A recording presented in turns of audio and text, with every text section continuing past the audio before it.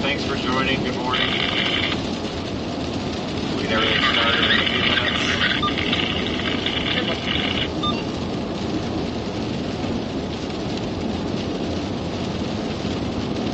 We'll get everything started in a few minutes here, folks.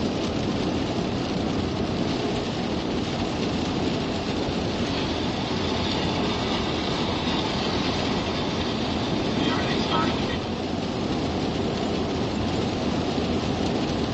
I am headed south on I-75 toward Tampa.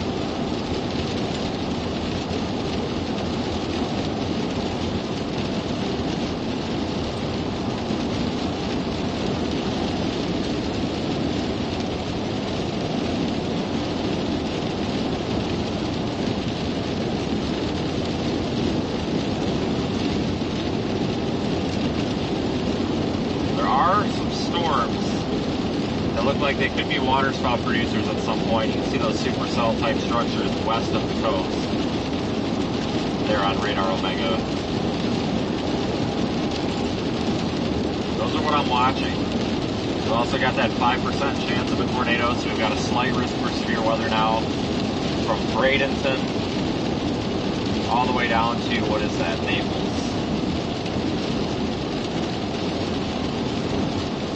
It's a rainy morning out here.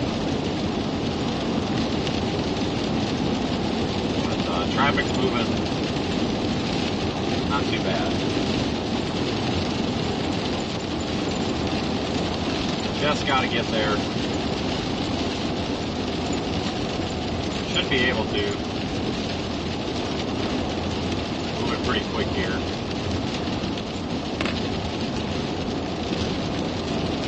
I appreciate everybody joining.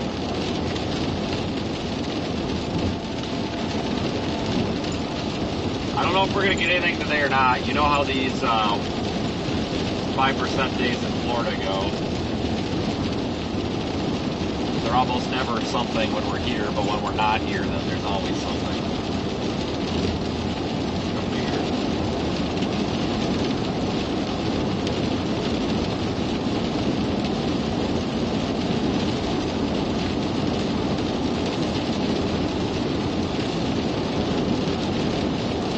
Right on time, guys. We are not late.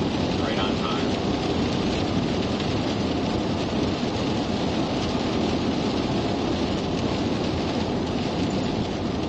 No special marine warnings on any of these. Actually, hold on here. Let me make sure I've got those turned on. I feel like some of those might have had marine warnings. No special marine warnings yet. So I'm not super excited. Once we start seeing special marine warnings, then we'll start talking.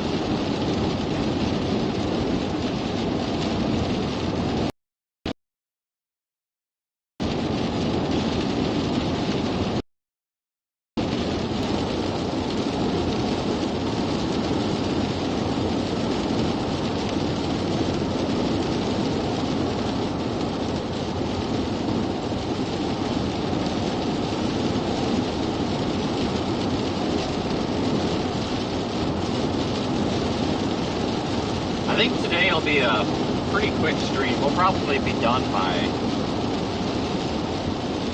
I don't know, 1 or 2 p.m. Eastern.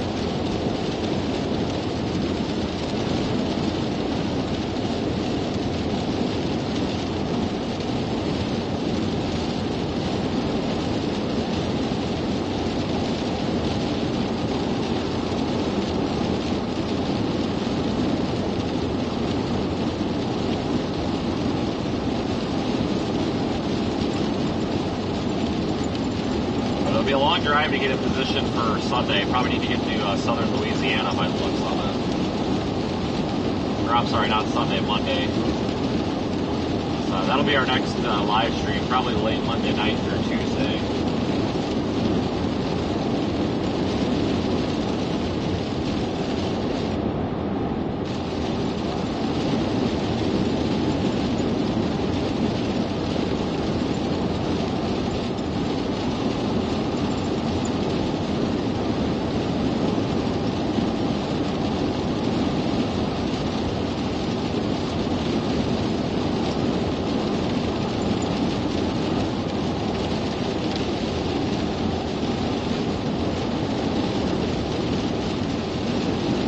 see what we can find. No promises, but you never know. We might get half a mile, lucky here. keep left at the fork to stay on I-75 South. Follow signs for Naples.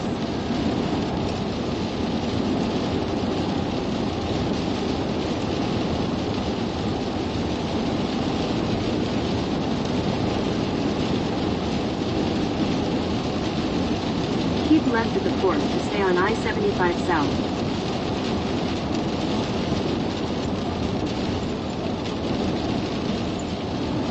Continue for 18 Looking at miles. velocity, there's a couple of potential areas that could be water spouts at some point here. We've got this one down here, this one right here.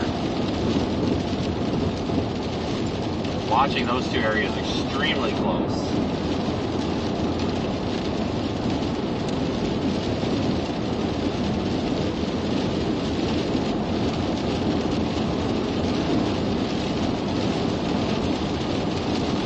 One might be coming into the Tampa Bay region here pretty soon. Wait for the zoom to load. It's kind of a dead zone up here.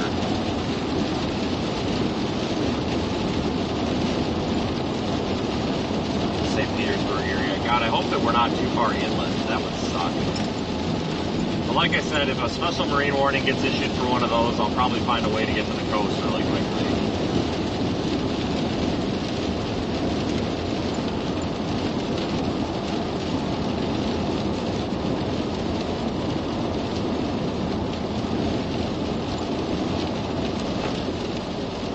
Oh yeah, let's stomp on our brakes. Cool. Awesome. So you know you're getting close to Tampa.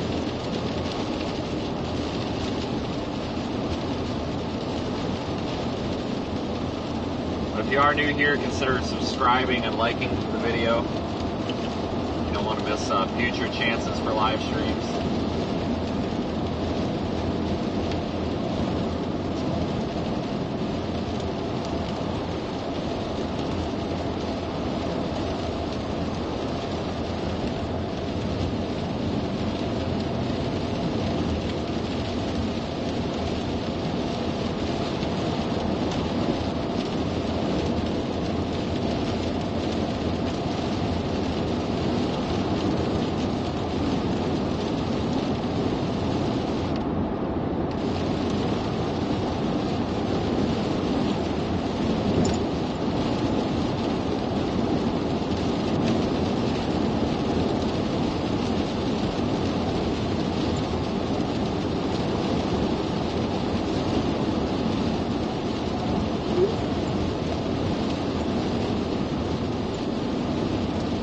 That one west of St. Petersburg looks good.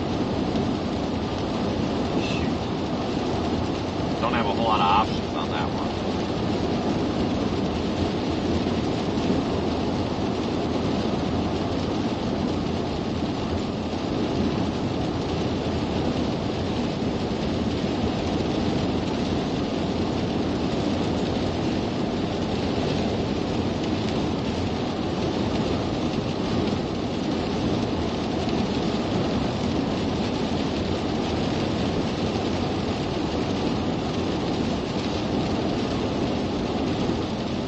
That one will come over the bay, so that could have bay waterspout potential maybe. We could intercept that on the east side of the bay.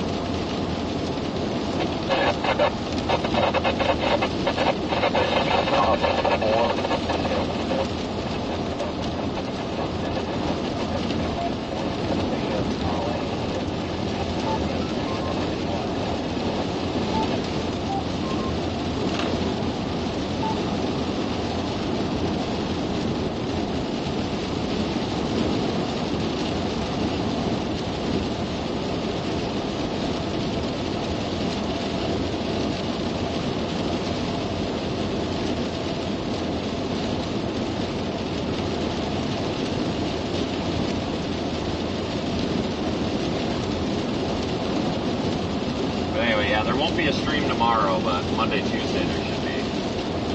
We're headed south right now near the Tampa area. Waterspout potential maybe here soon.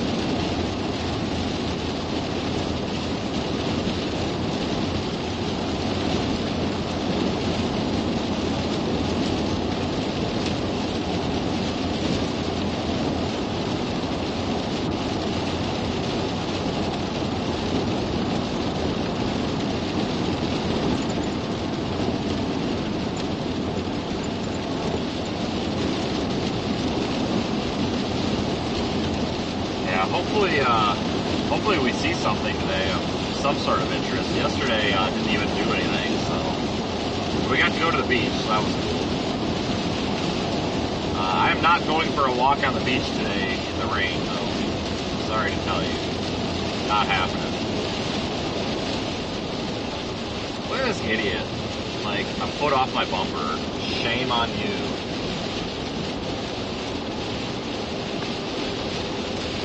Welcome to Florida.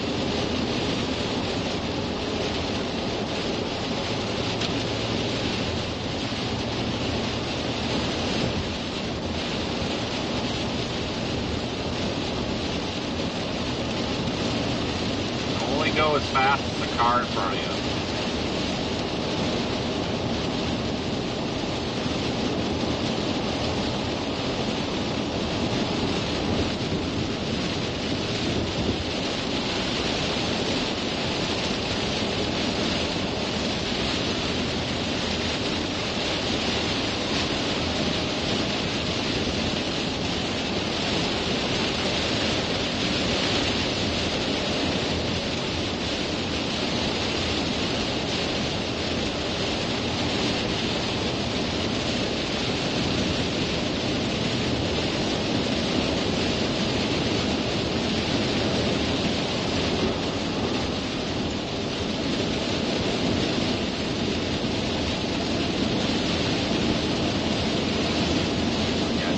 Looking at an alternate option here.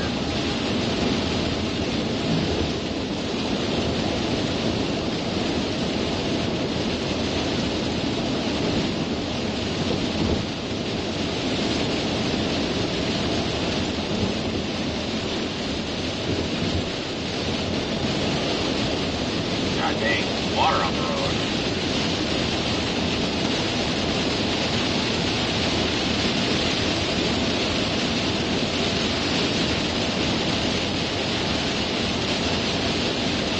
I'm going to keep going south. I was going to try to get to St. Petersburg, but if we go south... Continue on I-70. Wait a minute.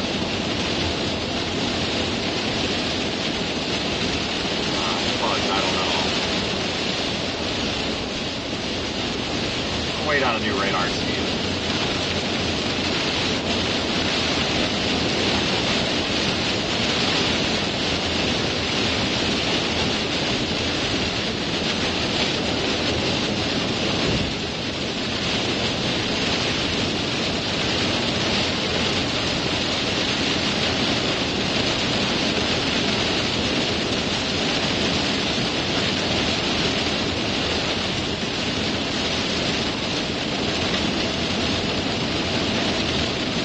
Continue on I-75 south for 74 miles. I was going to stay on 75. I was looking at Google Maps there for a minute, folks, trying to see what the option is with the St. Petersburg cell, but which is, oh my God, this guy is driving like an aggressive maniac. Oh, he's on his phone. That cell right there, but that is going to go over the bay, so we might be able to catch it on the east side of the bay if that does do anything long term. Also watching that one down there to its south.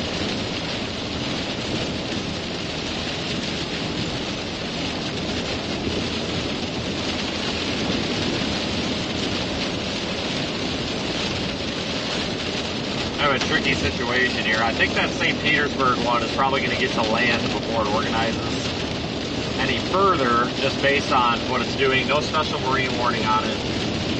There could be a tornado threat once these move on to land, but that's pretty low, I think. At least right now.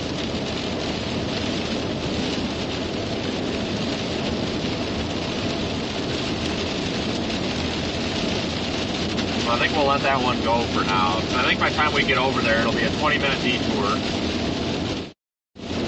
20-minute detour, and it might make us late to the next storm down the line.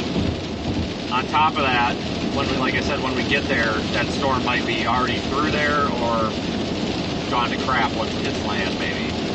Don't know. So I'm gonna roll the dice here and keep going south for now, but I'm watching it closely. The risk is going to move south as all these storms approach shore. Because there's nothing behind them. Once these storms get to shore, that's it.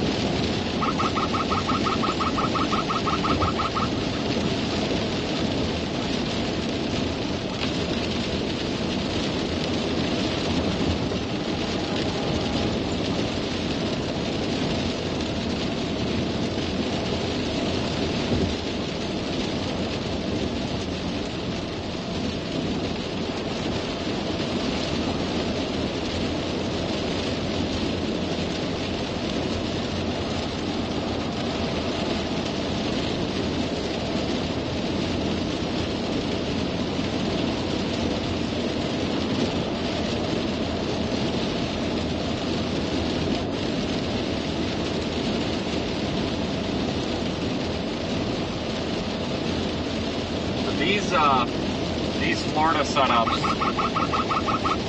where it's really low risk like this, sometimes they surprise you. So it's always worth being down here for these. Usually they pay off in one way, shape, or form.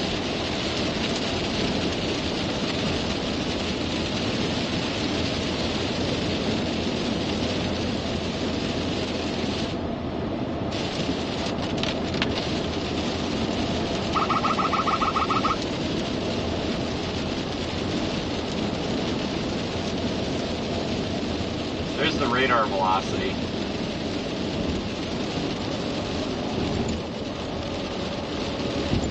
Two areas of interest. Here's us.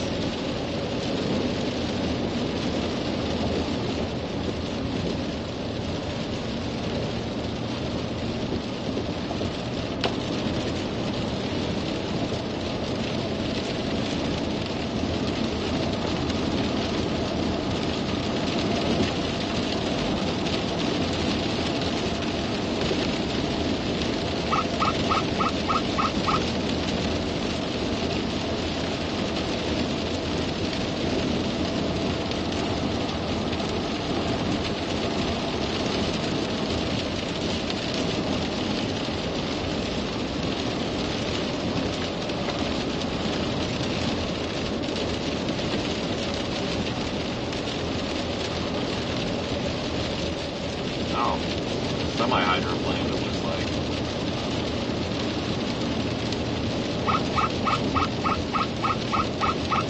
Whoops. Glad we're not going that way.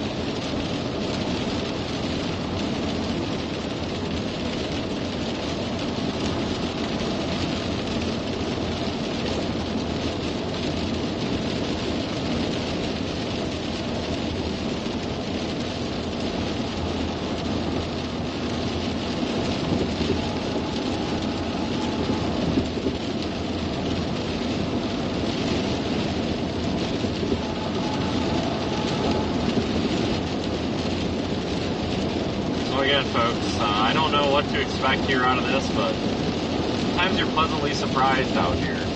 Sometimes you're very hugely disappointed though too.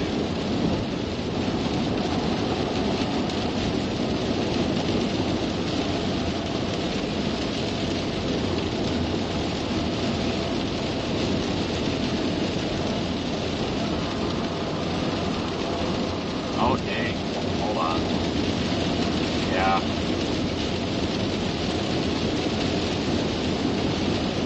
Come on here, I'm trying to pull something up on radar, give me a second.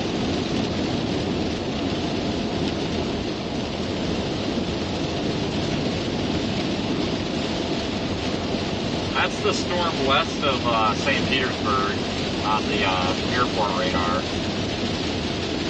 That velocity signature is a little bit more interesting there. Higher resolution, lower beam scanning, lower beam height radar, based on where it's at anyway. So we need to watch that carefully. If that could get a robust mesocyclone, it's possible that could be a risk once it moves on shore. But again, the tornado risk today, if there is an actual tornado risk, it's probably going to be from waterspouts coming onto land, or those marine supercells getting mesos that are pretty intense and then dragging that on land here. But I don't think it's going to be much of a risk, much farther than 10 or 15 miles inland, if that. If you look at where the tornado risk is today, the 5% from the SPC, that they seem to agree with my opinion on that.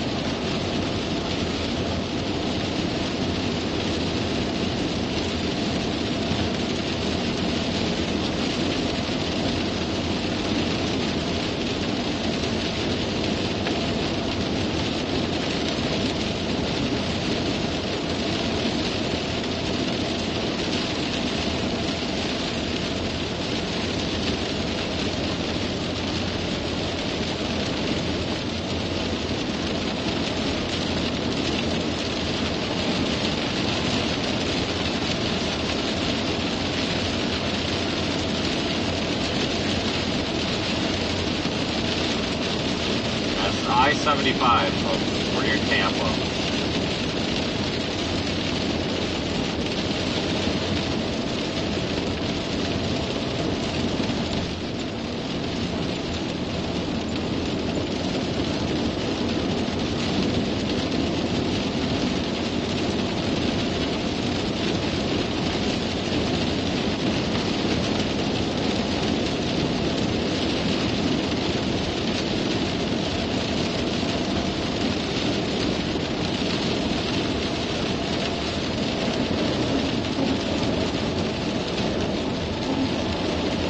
Raining all morning, ever since I left Ocala or Cal or whatever.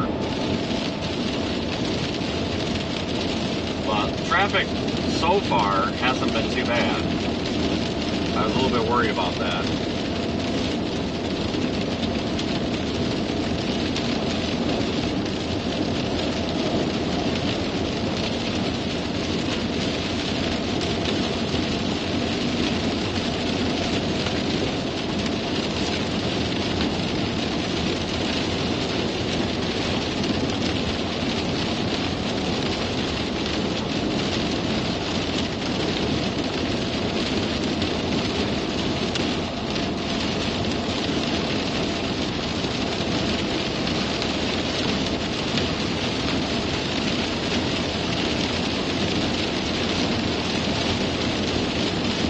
I'll have to stop for fuel at some point, but I kind of want to keep going for now.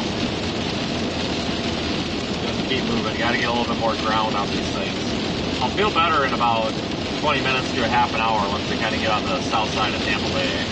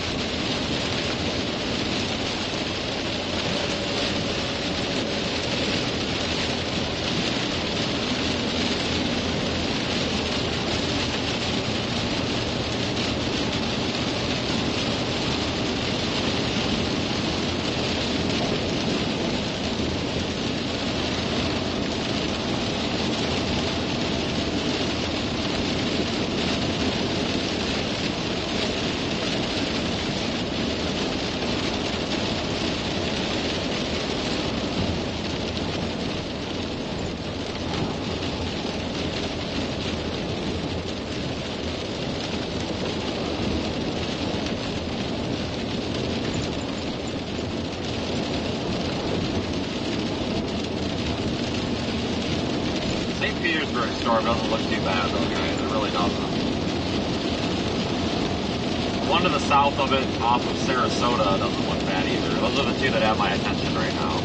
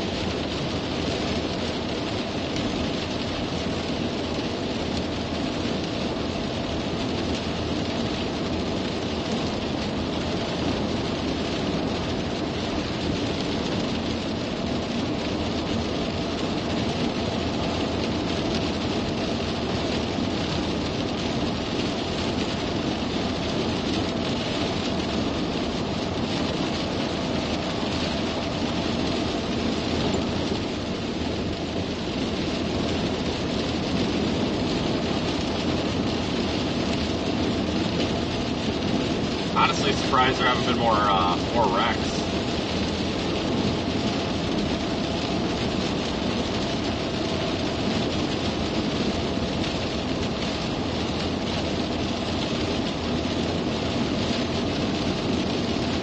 I've been following the same van for like an hour and a half. Looks like a prisoner transport van. Probably got some murder in it or something. Who knows?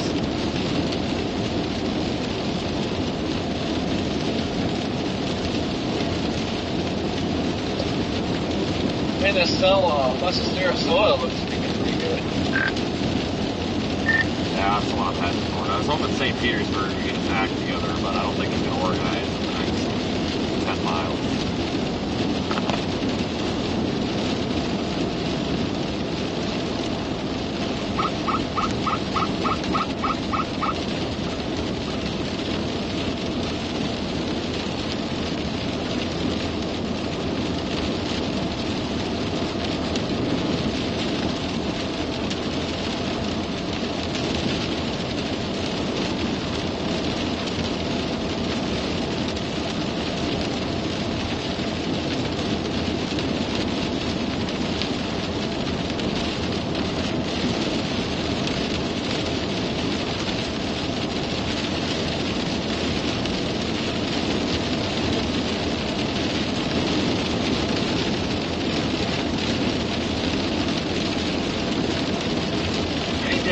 We're only an hour from Northport, which means we're probably half hour, 45 minutes from Sarasota.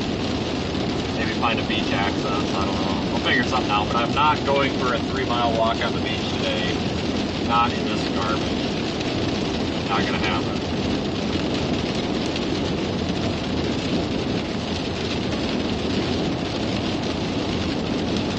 I don't really look at any of these live streamers that put emergency in the title. I hate that. It's all, I mean, sometimes there is an emergency, but 9 times out of 10, there's no weather emergency. Everybody's just like, oh my God, this is an emergency situation. Meanwhile, there's a rain shower and a rainbow, and everybody's freaking out about it because somebody's like, it's an emergency. Like, okay. I guess I define emergency different. Literally every, well, I shouldn't say every, literally 50% of all the hobbyists out there, just every time there's a rain shower, this is an emergency stream. Like, okay.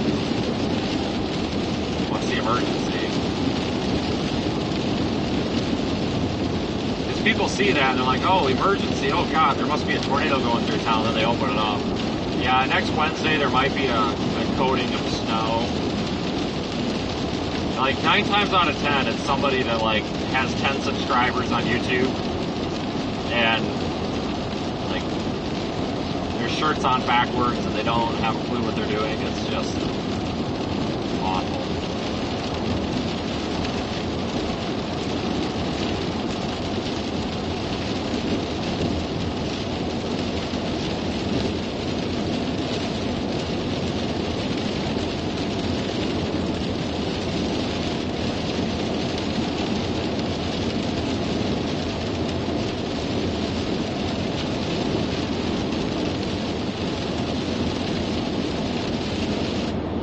Yeah, we're coming around the east side of Tampa Bay, everybody, so we ended up right into an area quick.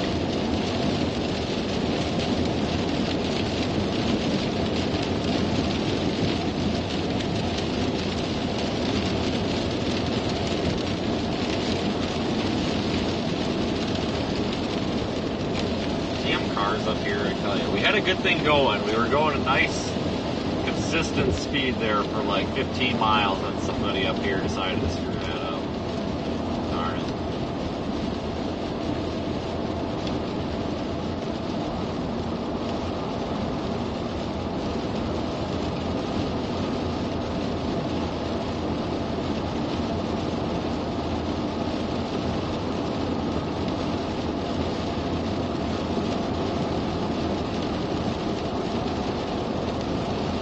Yeah, I'm kind of happy about today, guys. You know, we're looking like we're going to be done by probably 2 or 3 p.m. at the latest, so be able to kind of comfortably drive to the target area for Monday.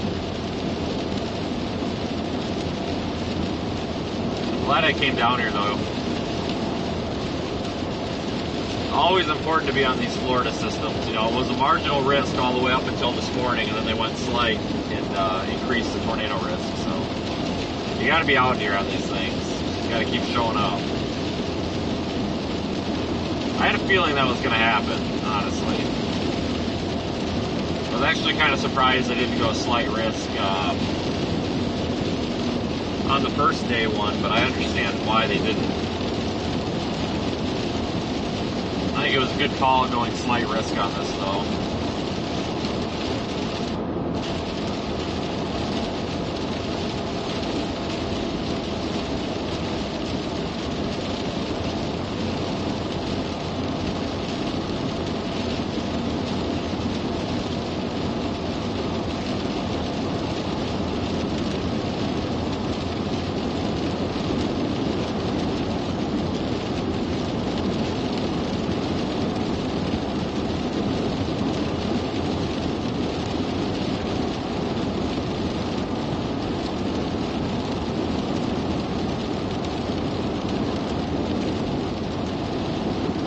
Good afternoon, or well, I guess morning. Good morning, everybody. It's 9:24 Eastern time.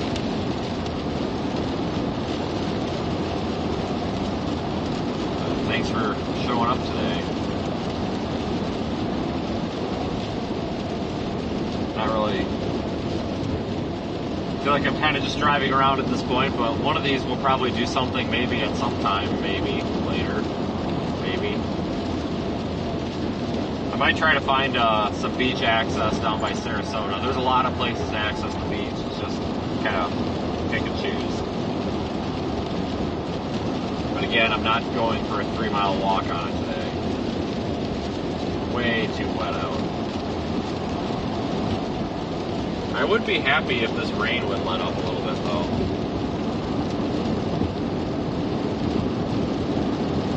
I'm kind of sick of driving in it, honestly.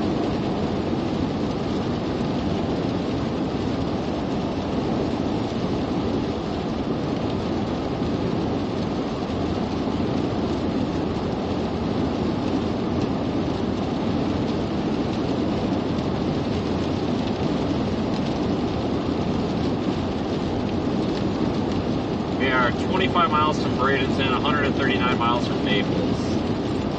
I'm not going to freaking Naples. I mean, I say that now, but we could end up in Naples.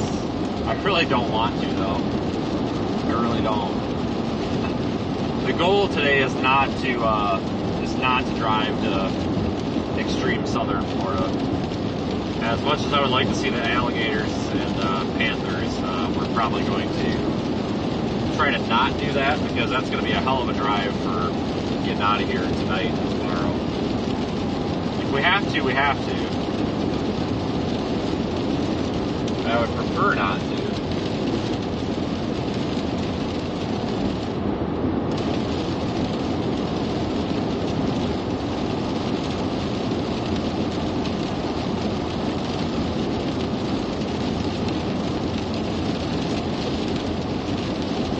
Vending machines at the rest area. Maybe I should have stopped there.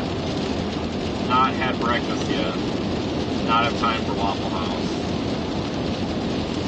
I tell you what, though, the Waffle House last night was god awful. It wasn't the food; it was the place. So the Waffle House in Ocala had an ambient air temperature inside of about 50 freaking degrees. No joke, it was so damn cold in there, and I didn't take a coat because, like, oh, it's just, it's Florida, I don't need a freaking coat. Walked in there, and I honestly could not sit down long enough to eat. Like, it was to the point where I thought I was going to have to leave before I was done eating. Like, it was so freaking cold, like, I honestly could not tolerate it at all. It was awful. And, like, the waitress or whatever made the comment, she's like, yeah, it's ridiculously cold in here. I'm like, yeah, why? She's like, oh, it's just the freeze house. I'm like, yeah, I don't know how you work in this. And she's got like 10 sweaters on. I remember it being exceptionally cold in there the last time I was there a couple of weeks ago, too. I don't know what it is. I'm like, no joke, it had to be below 60 degrees in there. It was just awful. The second I walked in there, I'm like, you know what? I remember this place. Because that's what I remembered about it last time. It was freezing ass cold in there for some reason.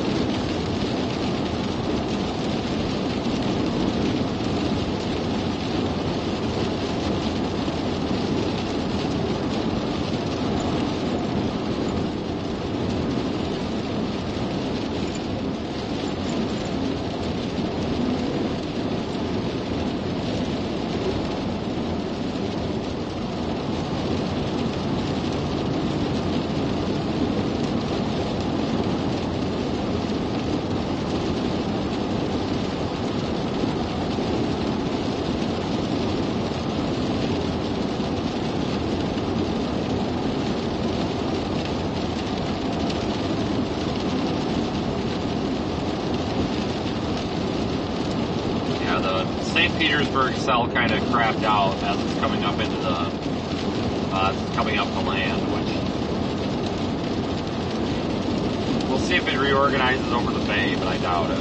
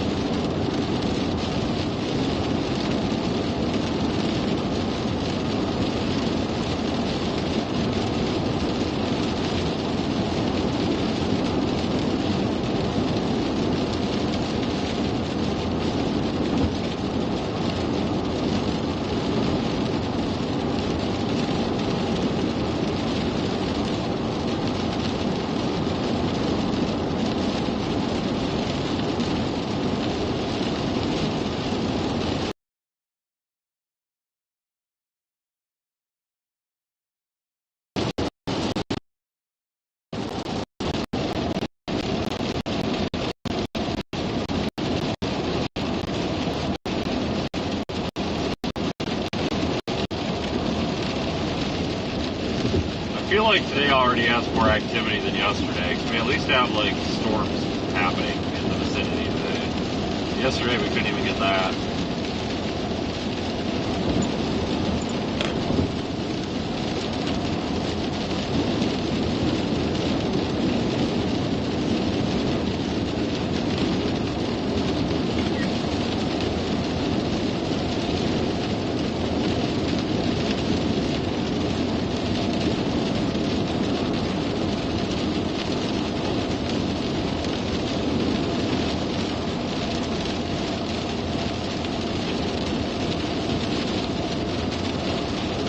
I'll be honest with you, none of these storms really look that great.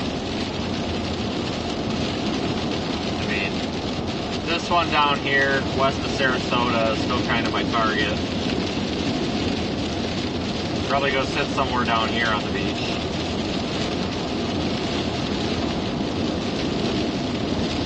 At least for now.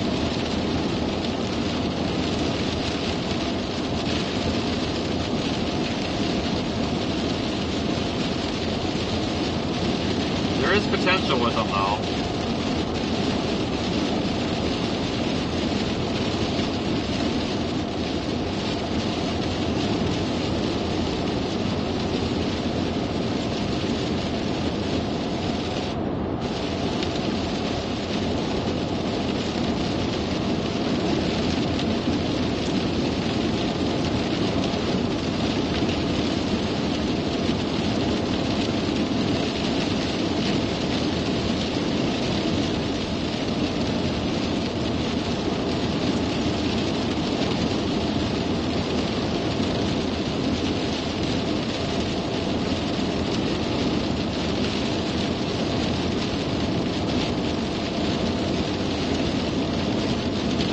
don't know, folks. We'll see what happens.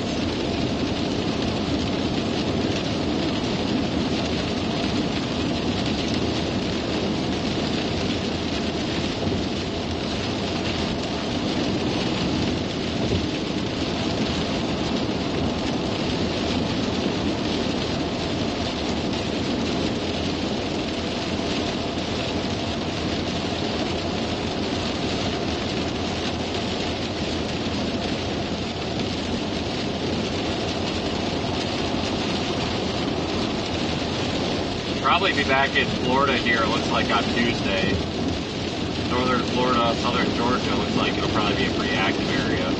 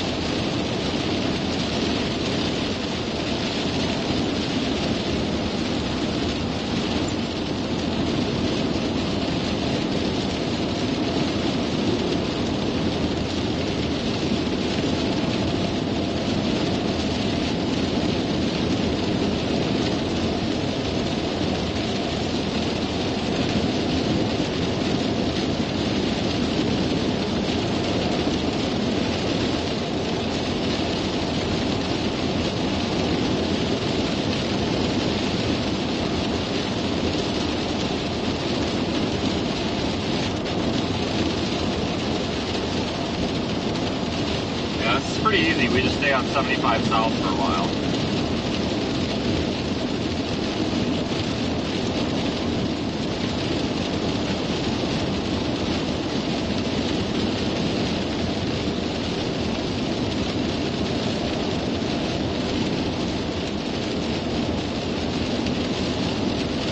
Skies are darker down here though as we're approaching some of these storms. It's more than we saw yesterday, so that's cool. Yesterday kind of sucked, but it was still nice to do a stream from the beach, I guess. Didn't expect yesterday to do anything, but I thought we would at least get a storm near the coast. But that didn't really happen.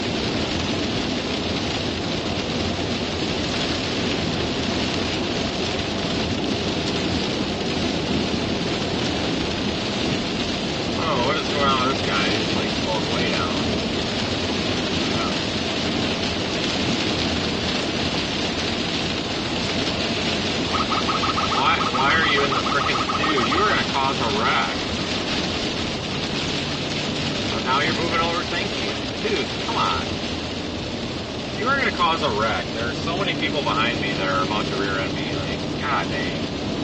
54 miles an hour in the freaking left lane, dude. Really?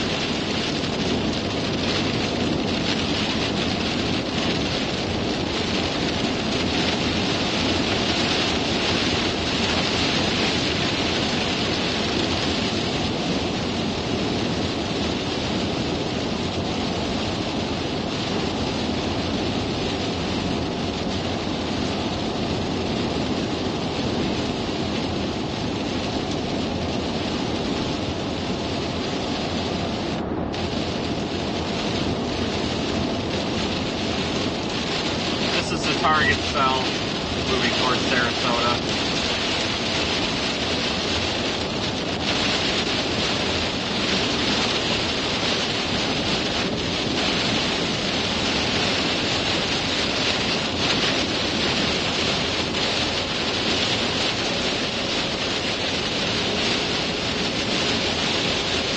moving a bit south of Sarasota.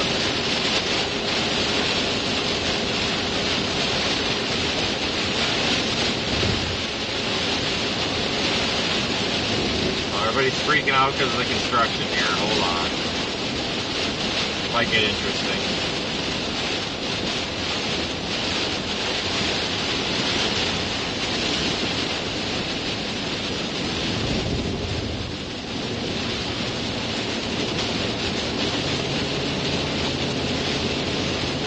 Like I said, I'm surprised there haven't been wrecks. Everybody always panics in the rain. Like these people up here all slamming on their brakes. Visibility is actually pretty good. I think the wind is kind of coming from behind me right now. That kind of helps with visibility. But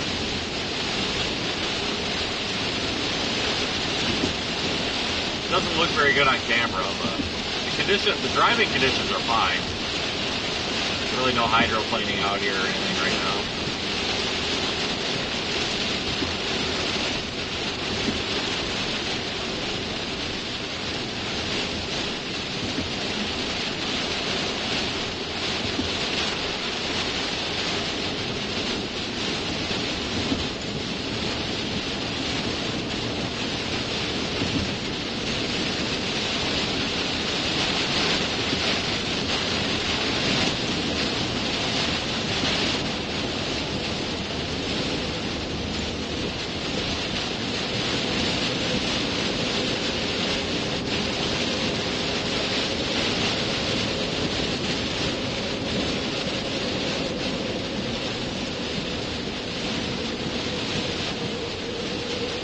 Here in a few miles, this will clear back out. This FedEx truck up here is slowing us down, I think, sitting in the left lane.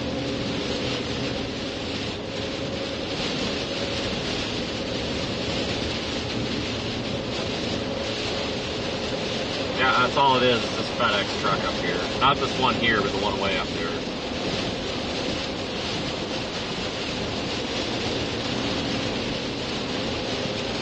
Coming through Bradenton right now, south of Tampa. Got to go through a little bit more heavy rain, and then I think the rain will lighten up a little bit and go back to kind of a little bit more of a medium rate like it was before.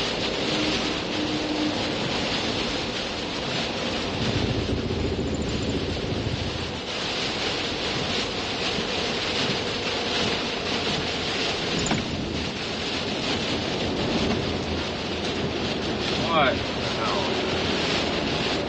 This is where I start getting nervous because you worry about the people behind you rear-ending you, so everybody's slowing down up here.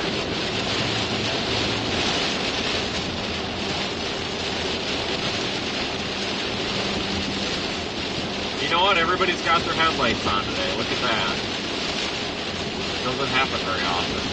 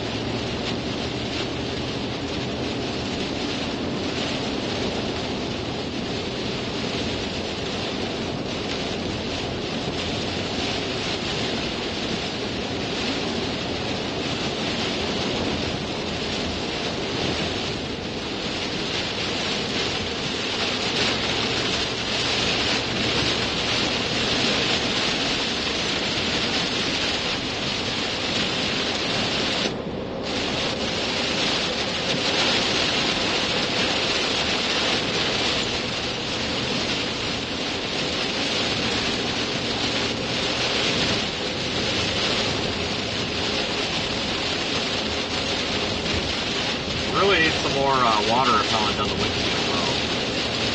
It's really starting to wear off again. Oh, it's damn FedEx truck again. Now he's moving over. Thank you, buddy. Thank you. God dang.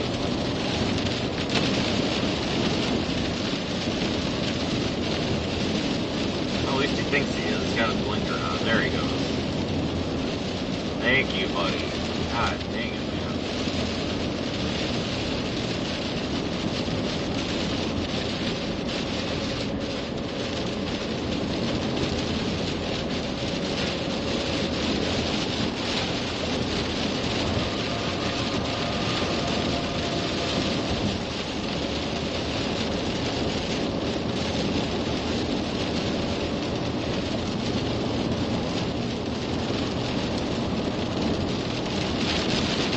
little storm west of Sarasota still looks kind of interesting.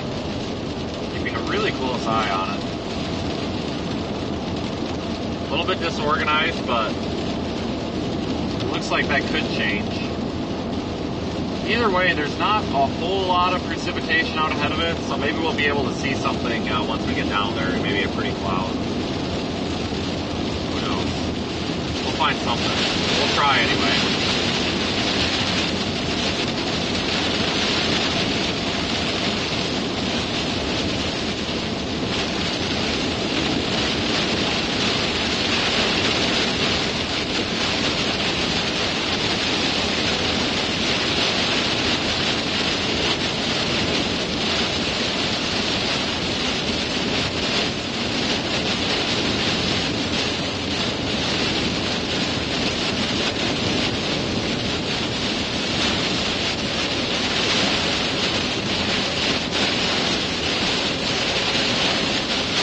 Like I said, we should get out of this really heavy rain here in a couple of miles.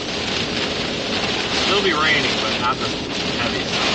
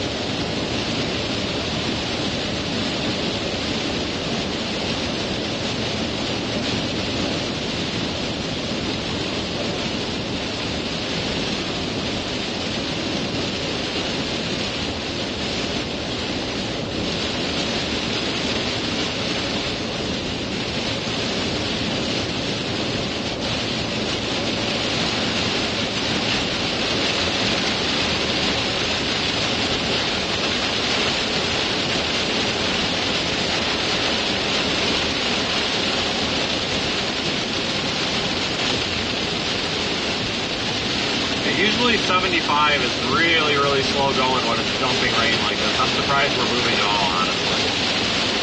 I've sat in traffic on this road so many times in the past. I gotta get around this guy though. This is a little silly. There you go. Rain's lightening up a little bit there.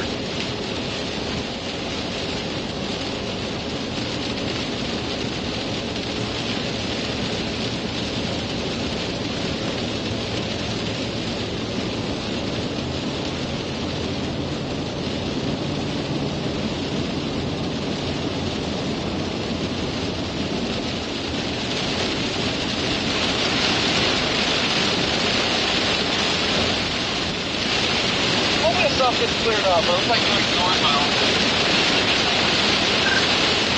Yeah, I'm sure it's because of the rain.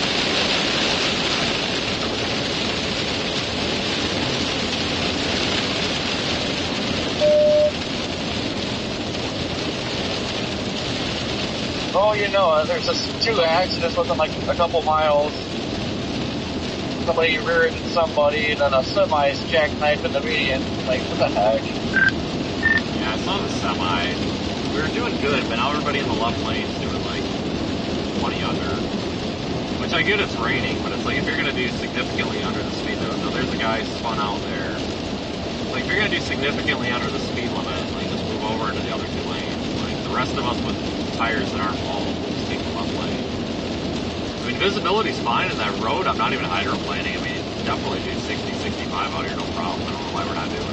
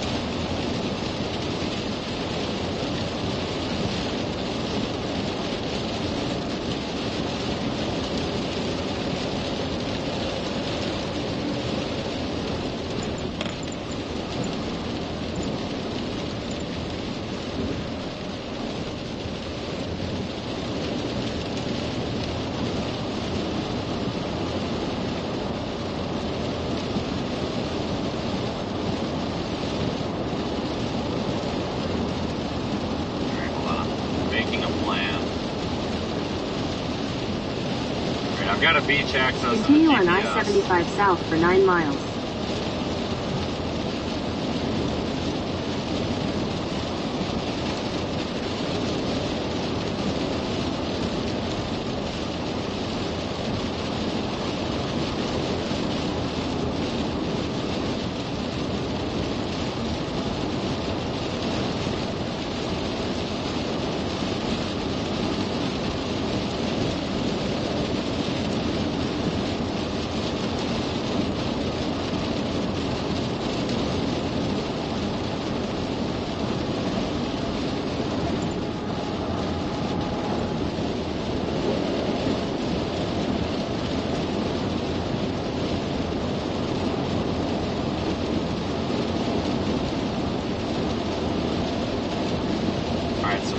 Pretty much at Sarasota now.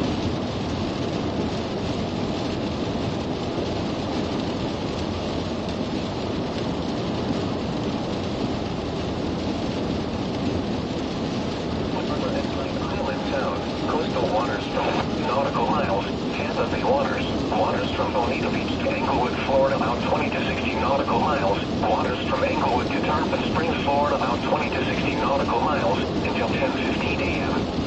At 9:47 a.m., severe thunderstorms capable of producing waterspouts were located along a line extending from 6 nautical miles south of Old Tampa Bay to 47 nautical miles west of Minnesota Key, moving east at 35 knots. Hazard, waterspouts and wind gusts to 40 knots. Source, radar. Impact, waterspouts can quickly form and capsize boats, damage vessels, and create suddenly higher waves. Make sure all on board are in a secure location and wearing life jackets. Expect wind gusts in excess of 34 knots, suddenly higher waves, frequent lightning, and heavy downpours. Make sure all on board are wearing life jackets.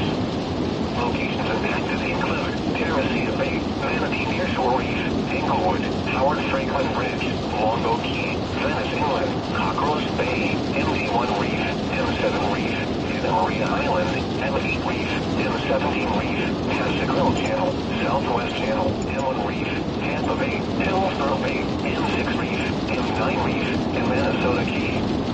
Move to safe harbor immediately as gusty winds and high waves are expected. Thunderstorms can produce sudden waterspouts. Waterspouts can easily overturn boats and create locally hazardous seas. Seek safe harbor immediately.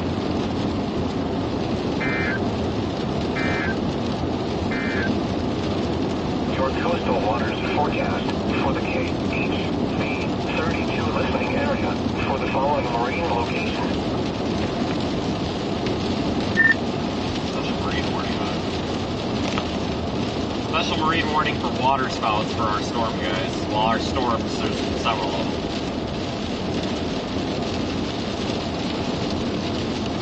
So that's Yeah, I good. just see that. Like, we're all driving like 40 miles an hour now.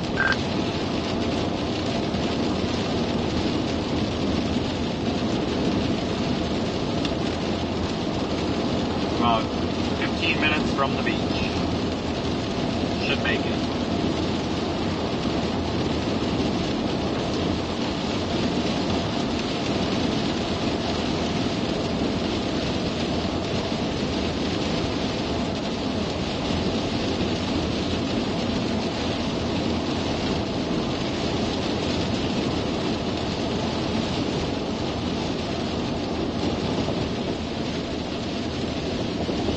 Alright, so there is hope. There is hope.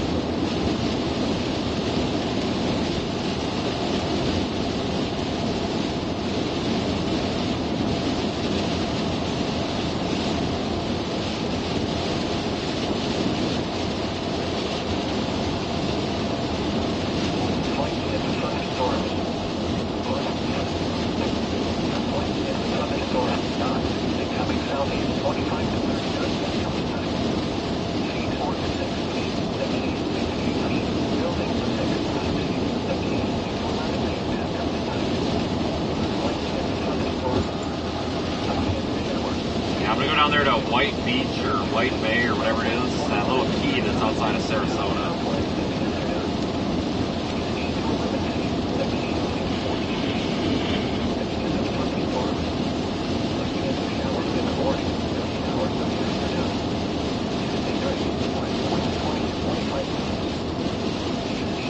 If you are new here, folks, definitely subscribe to the channel and like the video so you don't miss our next live stream. Thanks for joining.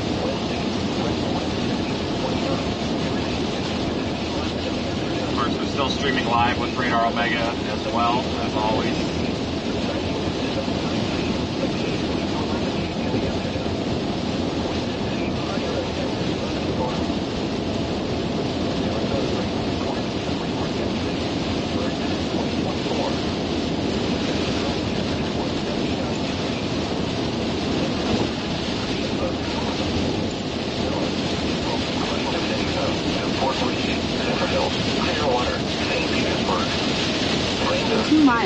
Exit toward Florida 72 West.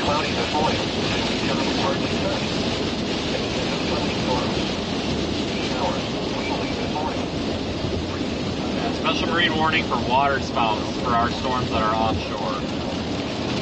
There's several storms in the polygon, so we just got to be vigilant. I'm going to get us right up on the beach here in a couple of minutes.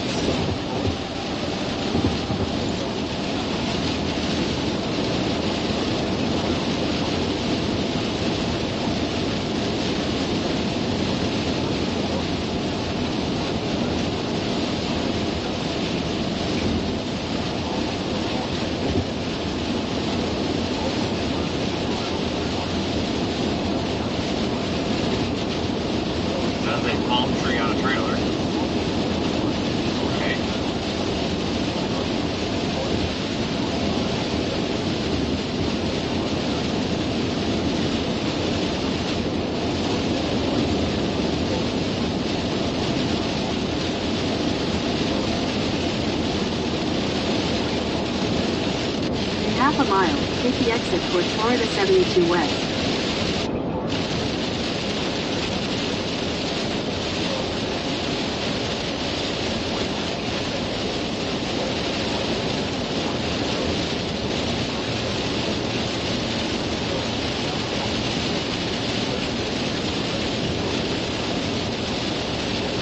Take the exit toward Florida 72 West.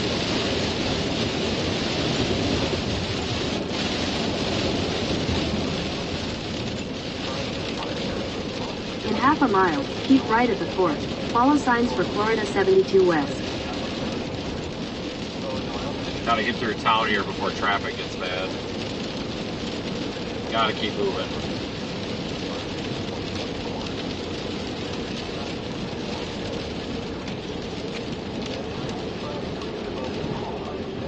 Keep right at the fort. We're not doing.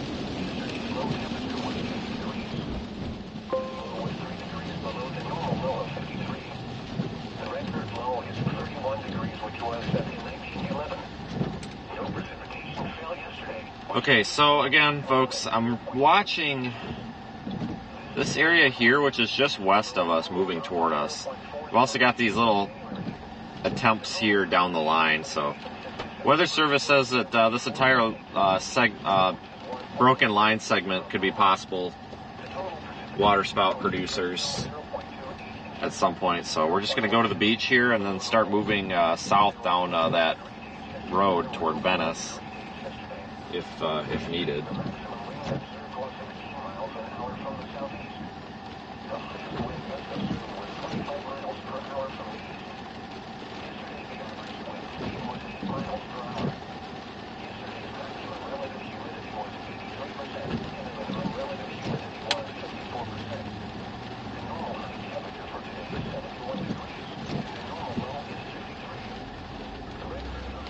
Okay, green arrow, that's a good start. Come on, people.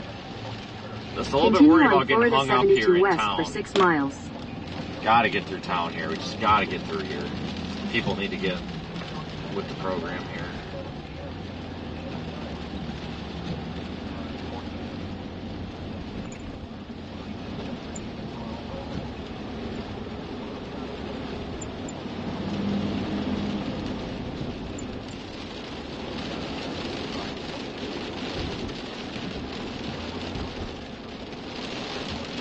Christ, dude. That was a dick move.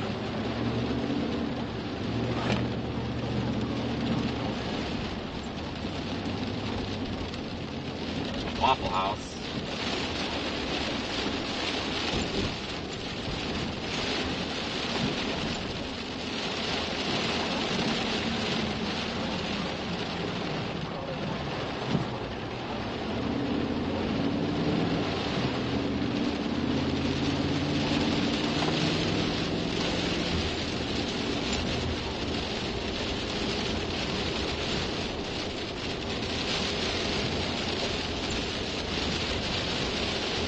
Alright, we'll probably hit every red light going through town. Let's see what happens.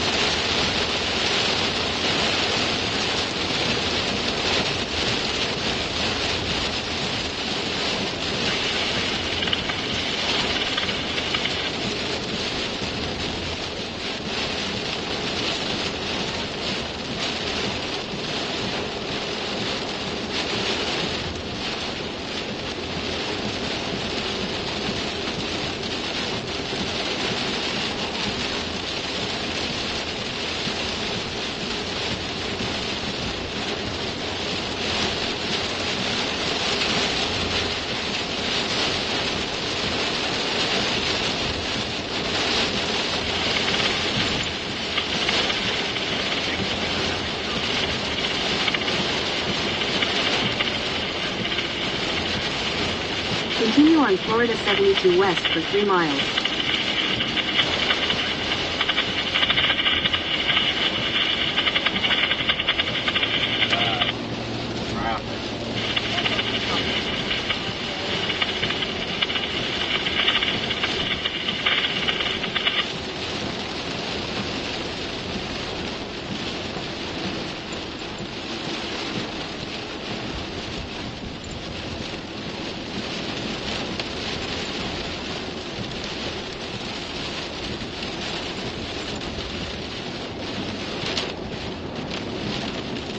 Oh, this guy's gonna try to pull out in front of us, but oh, no, he's not. Oh, he is, damn it. Oh, you stay there, buddy.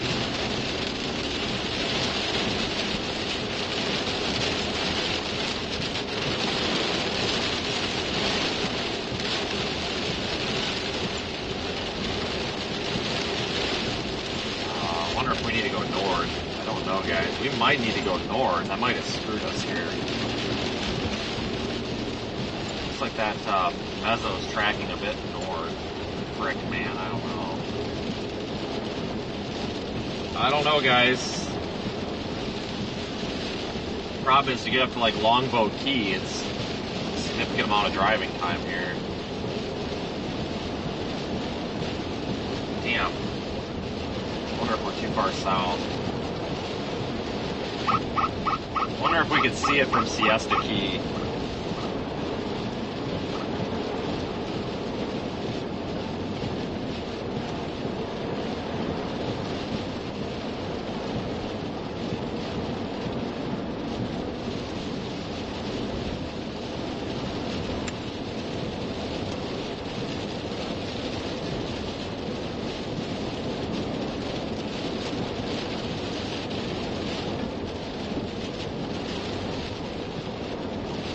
Storm motion on this thing. Do I have that?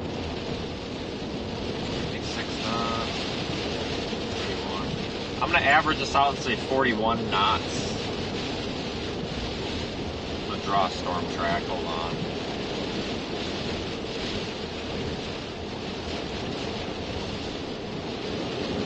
Just say 49 miles an hour. Let's see if I can get this to populate me a track.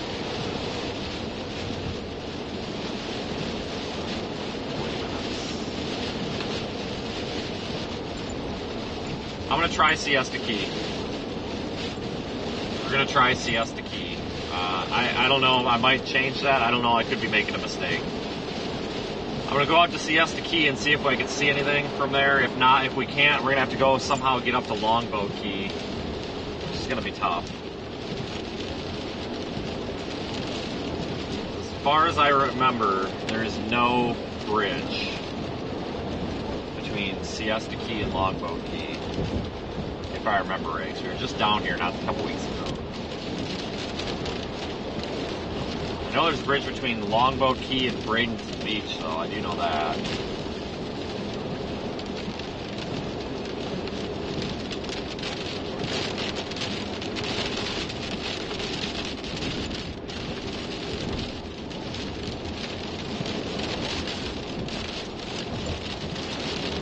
In a quarter mile, turn right onto US 41 North, South Tamiami Trail.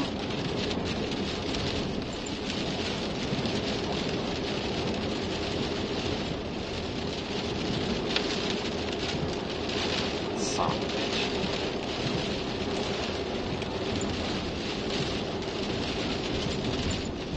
Hold on.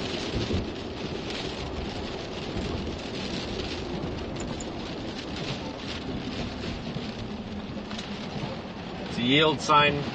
Sorry, trolls. Don't need to stop. This is the landmark with Lido Beach Resorts.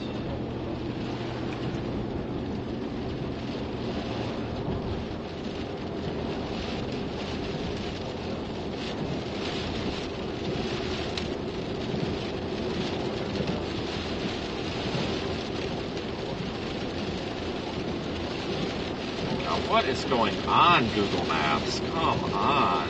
Jesus Christ. Ridiculous. Continue on US 41 North for 5 miles.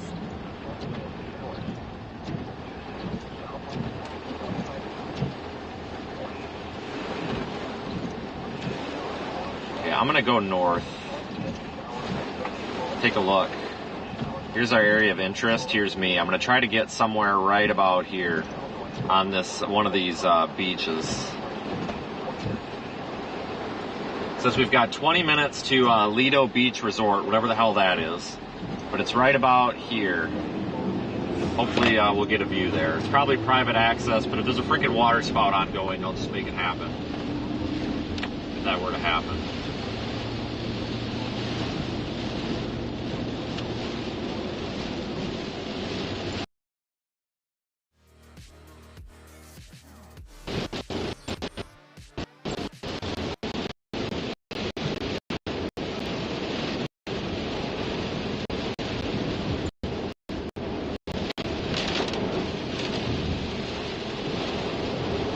A lot of water on the road here.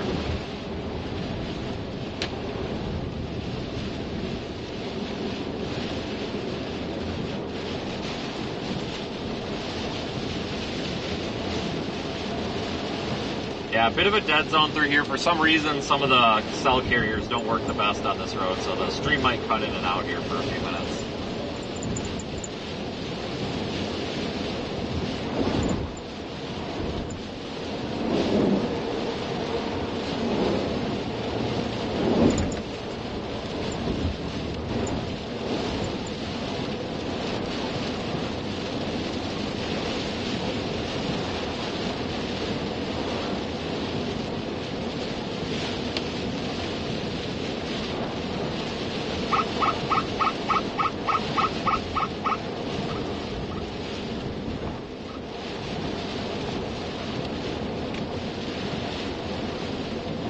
Usually how this goes is we get really excited, you know, do all this driving, we get there in time, and it's like, all right, we're going to see a water spout, and then nothing happens, and you're just like, wow, that was anticlimactic. So I kind of fully expect that to happen, but you never know. It does look like this thing might be trying to organize. We'll see if it can pull it off. It probably won't, but we'll try. Give it a shot. I don't control the weather. The only thing we can do is just get there and see if we can find it.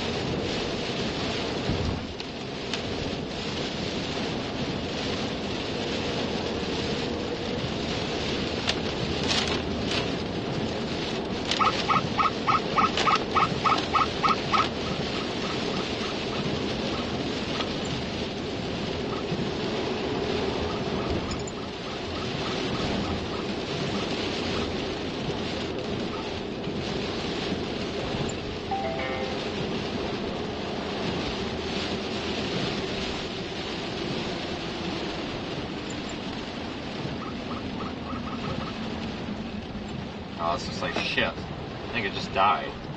God dang it. I think it just crapped out, guys. You gotta be kidding me. I'll give it another radar scan. Maybe it was just a bad scan.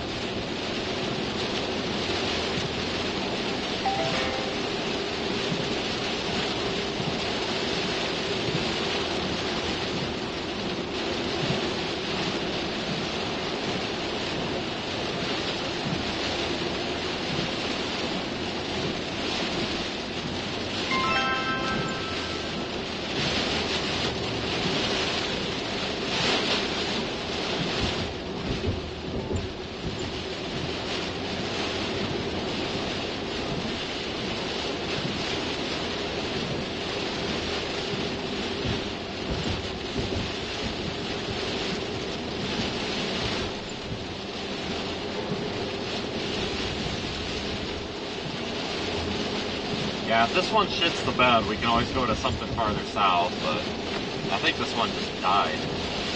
But again, we'll give it another few scan or two here. God dang it. That happens all the time with these.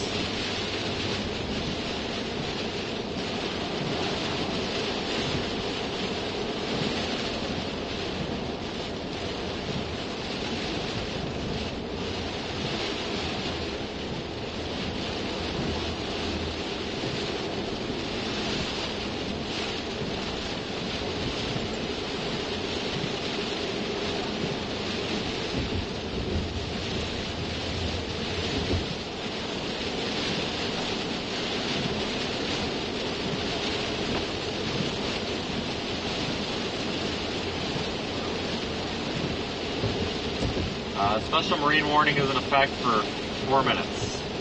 Nice. They'll probably drop that special marine warning. They're all pretty disorganized right now. They'll probably reorganize farther south, though, maybe.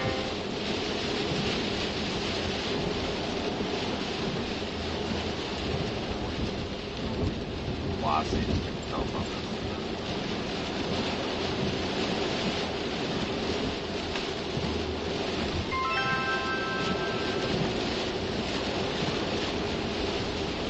In a quarter mile, use the left 2 lanes to turn slightly left onto Mound Street, South Tamiami Trail.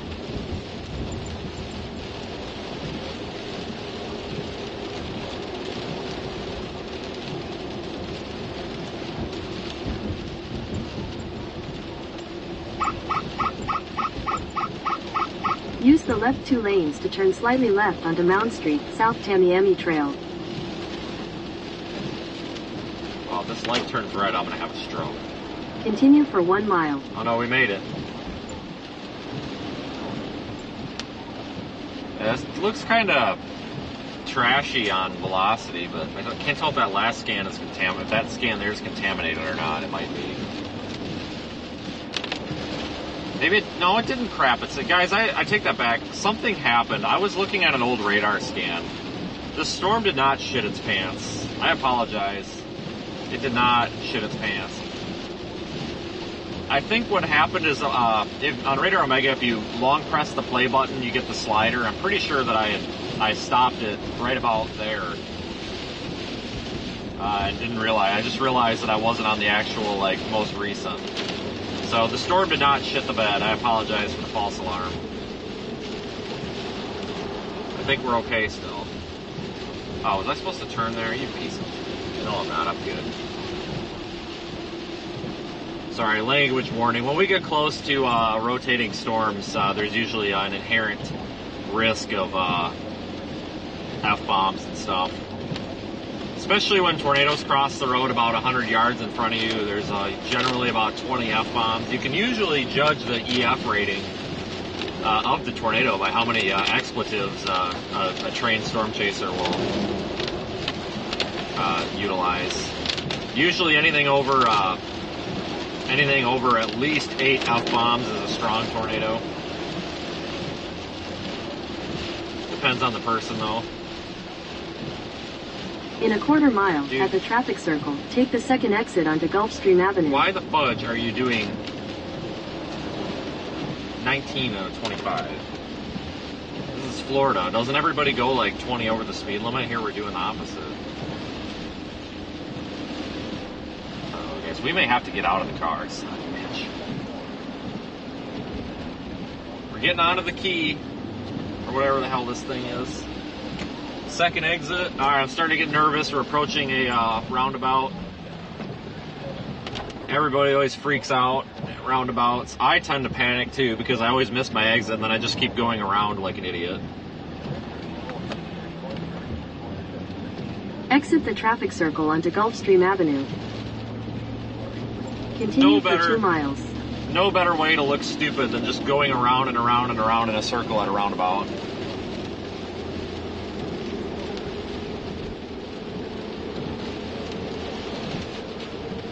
Oh, we gotta frickin' move, guys. Let's go. If there's a spout up here, oh, shit. There's a spout up here. We gotta see it. There's probably no spout. It's raining. It's hazy. It's nasty out.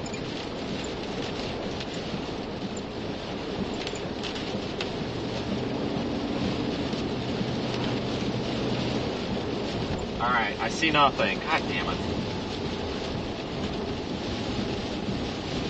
Oh, what's that? No, I'm just kidding. But seriously though, you can see the base of the storm. Wow, that's awesome. Look at that, guys. No spout, but nice looking storm. Oh, it's freaking windy up here too. Wait a minute. Sorry, I freaked out. I thought I saw something. Strong velocity signature, guys. Come on, we need a water spout. Let's fucking go. Been waiting my entire life for this moment, and we're probably gonna get shafted again.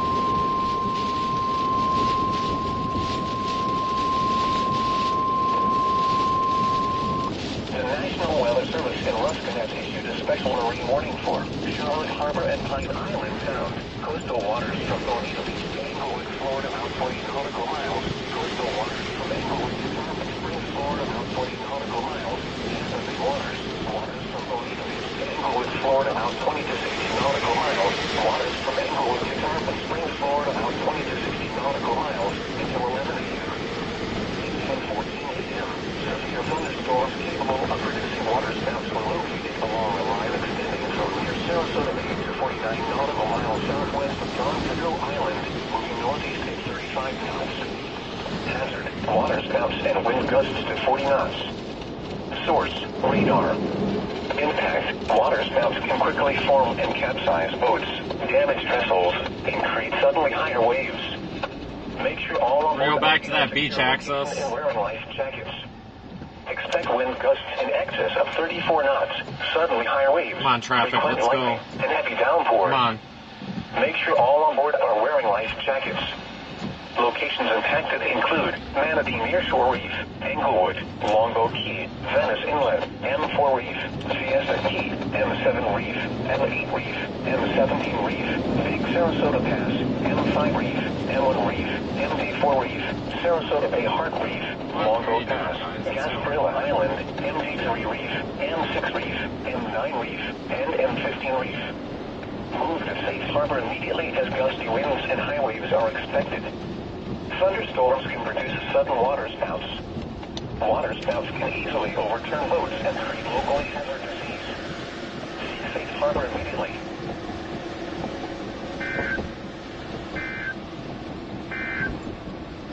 The current time is 10:18 p.m. Eastern Standard Time. Tide forecast. No spout. St. Petersburg. Damn it. I'm gonna cry. No spout. I don't. We would see it if there was. God dang it, I'm gonna cry. All day.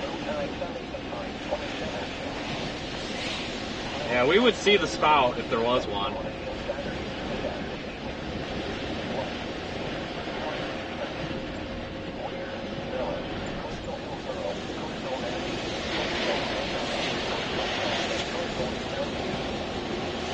Hold on though, I'm going to follow this inland for a bit. The velocity signature on it toned it down a little bit, but I'm going to follow it for just a bit. Oh, hey, you know what? Pretty storm. At least we saw a pretty storm. That's one step ahead of yesterday.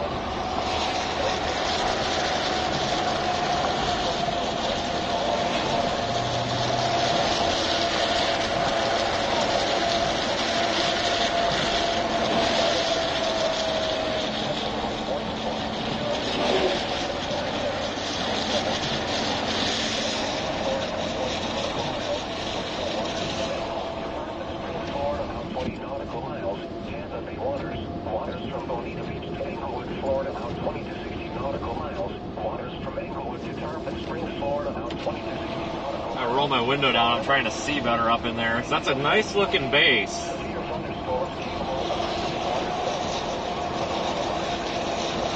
Definitely looks like a waterspout producer.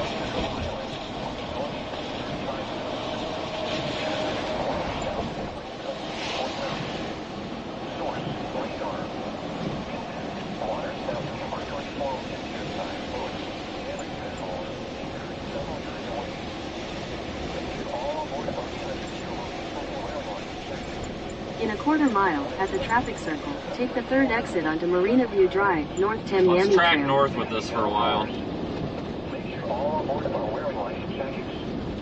Locations in Texas include Manatee Nearshore, Feels shafted and ripped off again. Venice Inlet, M4 Reef, Siesta Keys, Track north. Why are we stopping in the middle of the road? Hello? M5 Reef, Oh. M1 Reef, MD4 That's why. Reef, Sarasota Oh. Bay Heart Reef, Longboat Pass, Gasparilla Island, Okay. MD3 Good reason for it. M6 Reef, M9 Reef, and M15 Reef. Special marine warning reissued for waterspouts on our storm. Waves are expected. Thunderstorms can produce sudden waterspouts. Waterspouts can easily overturn boats and create locally hazardous Exit the traffic circle onto Marina View Drive. immediately. In 1,000 feet, at the traffic circle, take the second exit and stay on North Tamiami Trail. At Tampa International, light rain and fog were reported, reducing the visibility to 3 miles. Second exit, people. Don't let me miss it. 96%. The wind was out at 14 miles an hour, gusting to 24. The pressure was 29.8 inches and falling. At St. Pete Clearwater Airport, light rain was falling. Exit the traffic circle onto North Tamiami Trail. 2.69. In a quarter mile, at the traffic circle, take the second exit and stay on North How many Tamiami traffic Trail. circles are in this damn town? I think. Like this whole town's a roundabout.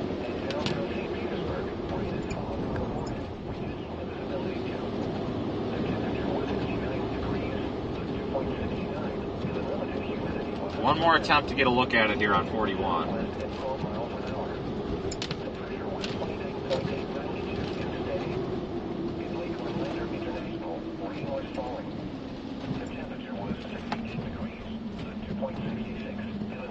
Exit the traffic circle onto North Tamiami Trail.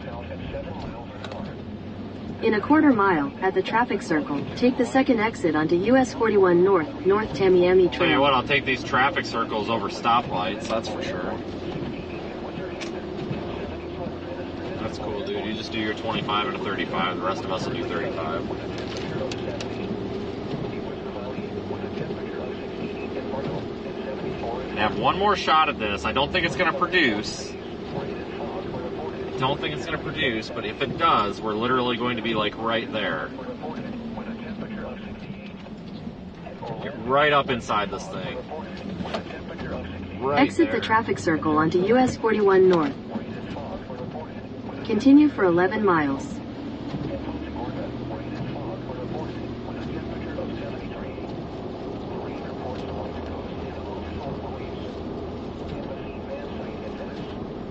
Beautiful view, though. Look at that.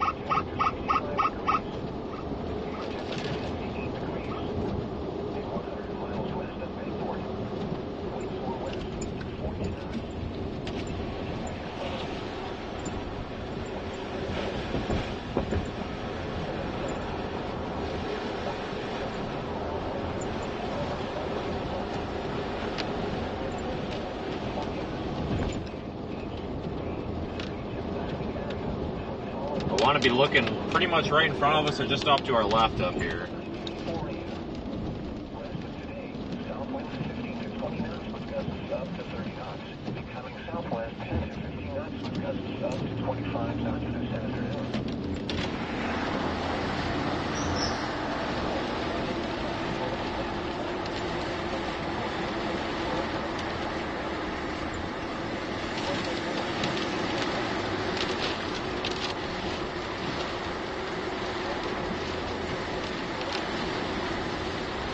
No, you're not pulling out in front of me, buddy. That would be a wreck. Nice view of it.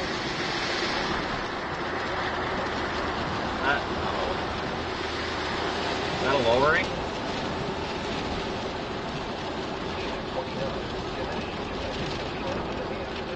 Bit of a lowering over here, maybe? It's over land.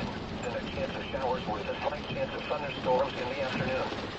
Monday night, southeast winds 20 to 25 knots. And of course, there's palm trees in the way now.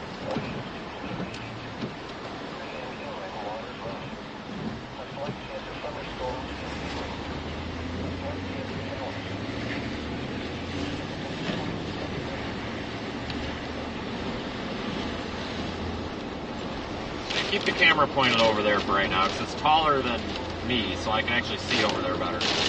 Thanks for your super chats, folks. Sorry I'm missing them. Just trying to get us down the road quick.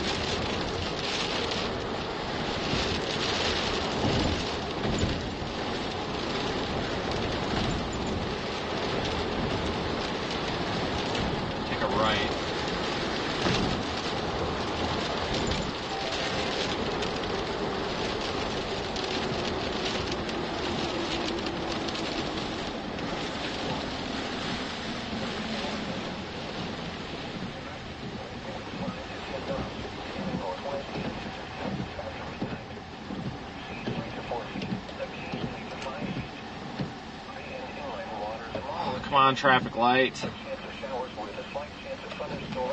Storm's kind of crapped out as it's moved inland, but we'll follow it and go back to maybe 75 and drop south, maybe. I think it's going to be kind of pretty here as we turn this corner and get a better visible view of it here.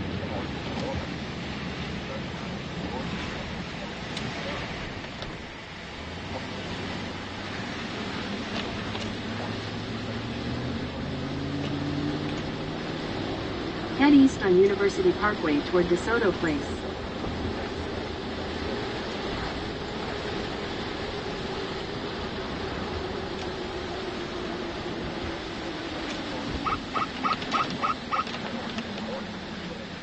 I'll point you guys off to the northeast. Nice looking storm.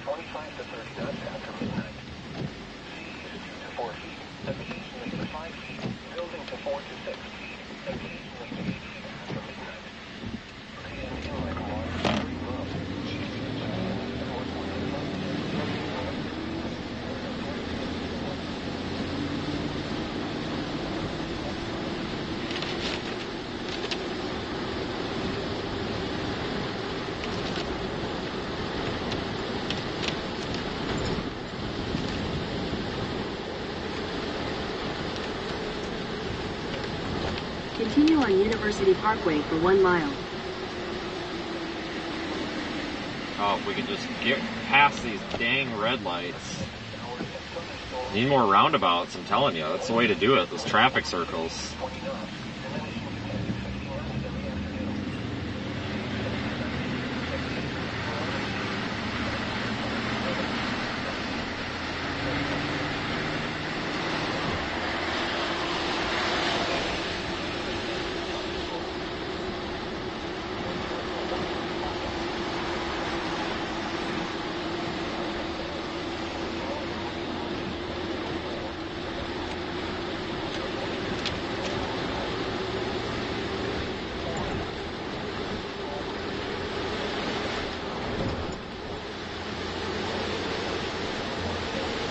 Storm is still road.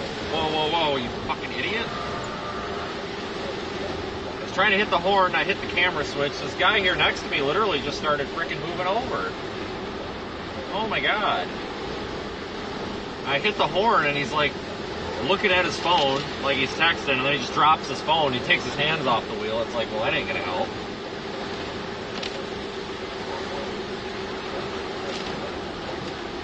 In a quarter mile, keep right to stay on University Parkway. This thing's starting to wrap up again inland here. Oh boy, look out, we got a palm tree thing.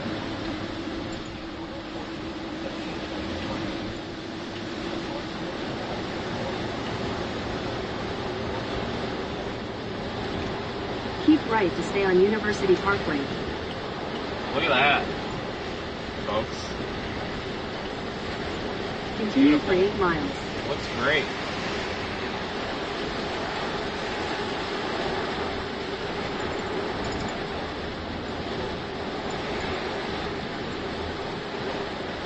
I don't know what kind of puzzle is going on there.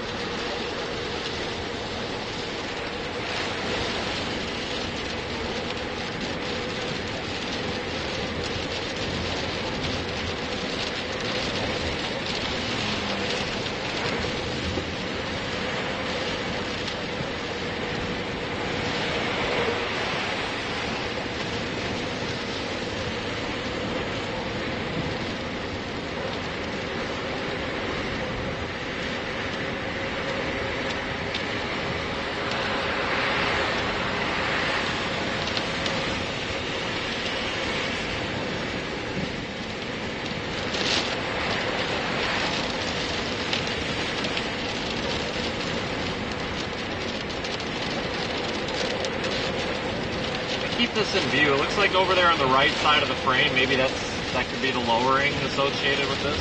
Even though it doesn't look like much. Maybe. Hard to tell. No severe warning or anything on this.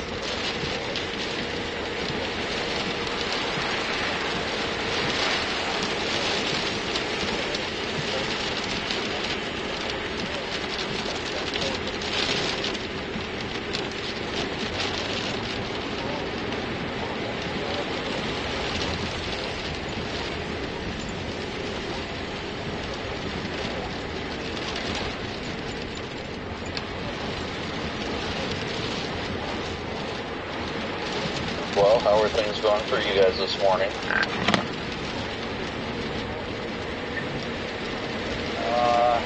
gonna move around, got a little on the pictures right now. Okay, people, if you're not comfortable driving through the puddle, get out of the left lane. Never understood that. There'll be a puddle and everybody will go down to like a halt. Like, well, if you're not comfortable driving through it, just move out of the lane. Some of us are. Well, you want to talk about freaking ground scraping clouds right now? Holy crap. Yeah, we need to get east of this thing, man. From my view back here, it looks pretty significant.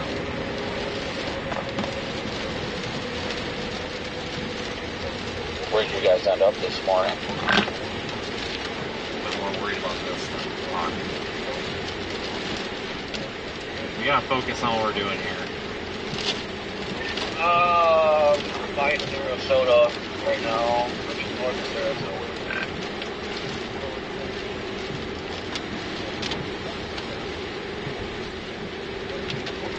Alright, I guess we're just gonna not move in this lane.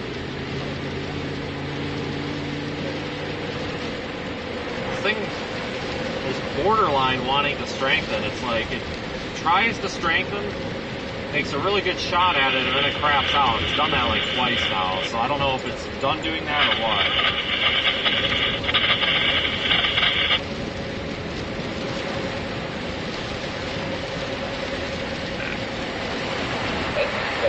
Already, but I woke up over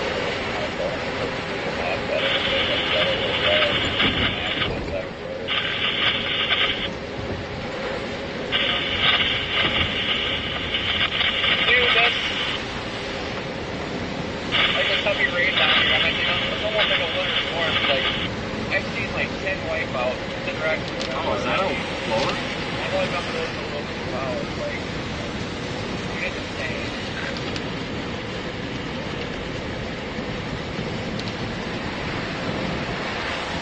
Heck, it only started about an hour or two ago, so I believe today I'll be around it and stop an hour.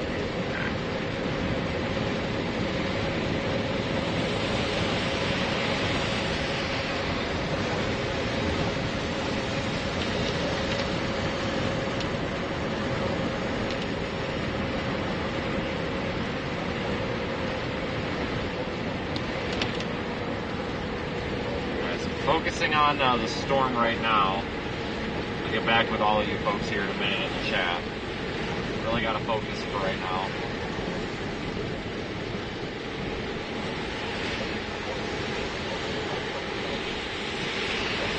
Got to cut. I think it's got a clear slot trying to come in out of Corey. Really interesting in this here.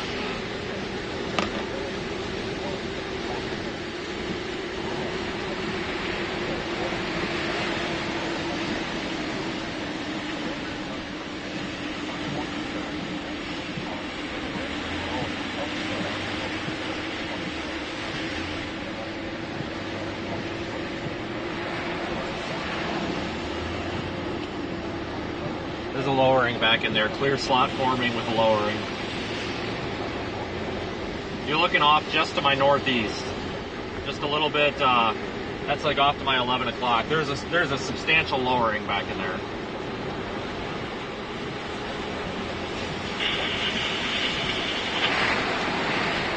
Substantial lowering. Let's continue due east.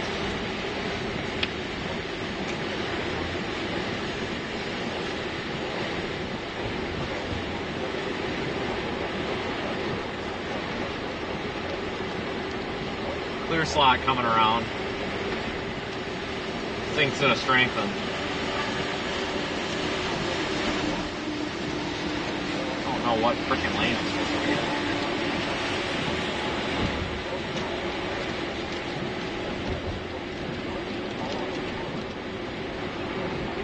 Pretty substantial lowering back in there. I can't really pick it out very well with the camera. We keep going behind the damn trees. Oops, sorry, over there. God dang it, I was on the wrong camera the whole time. I apologize, take my word for it, it's there.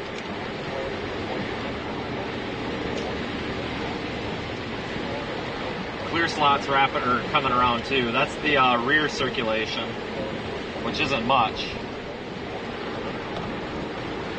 We're looking right here. Heading toward Lorraine.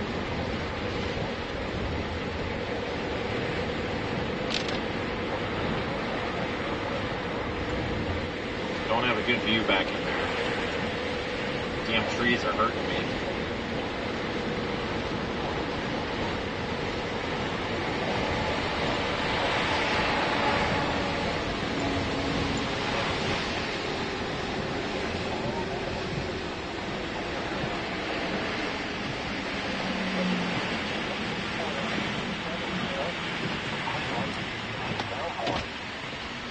Look at the inflow feeding it, guys. The clouds are just streaming into it.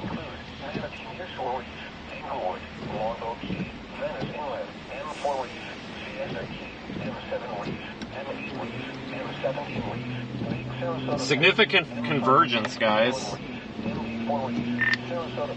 You got a better view than I do on this, Corey. Got the inflow coming in up here, going back in this way. Sorry, going back in this way.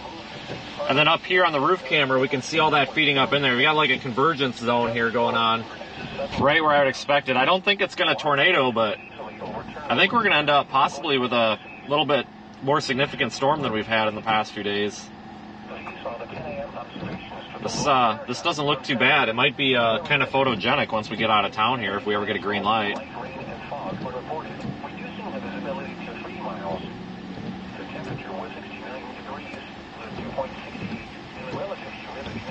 Okay, doesn't get any greener. Here we go.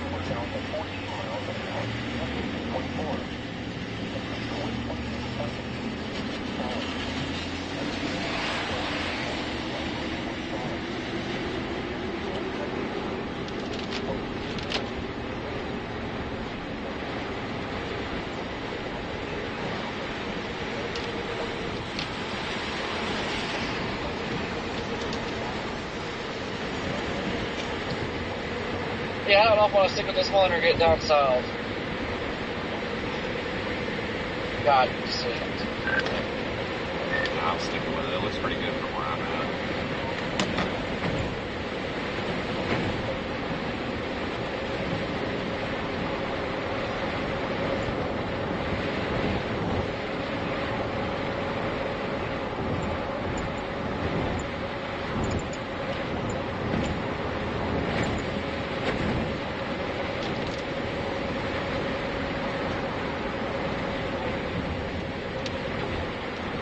Get some better brakes in these trees would be great.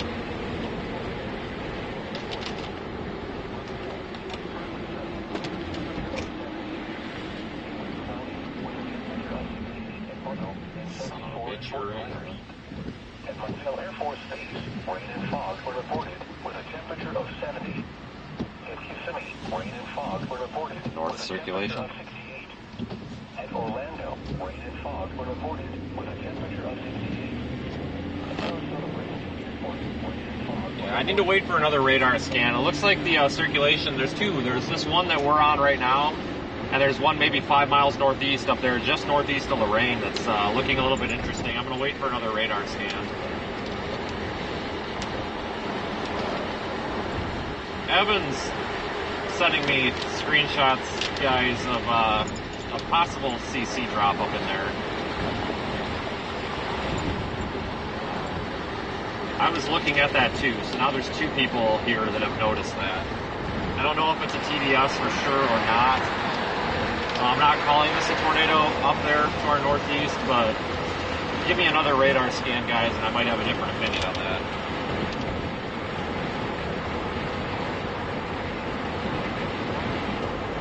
That means we gotta get moving.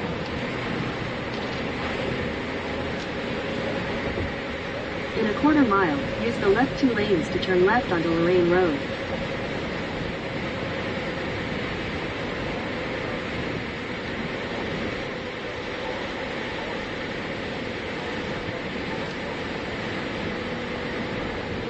Try to pull CC back up. Interesting. Use the left 2 lanes to turn left onto Lorraine Road. Look at that, guys.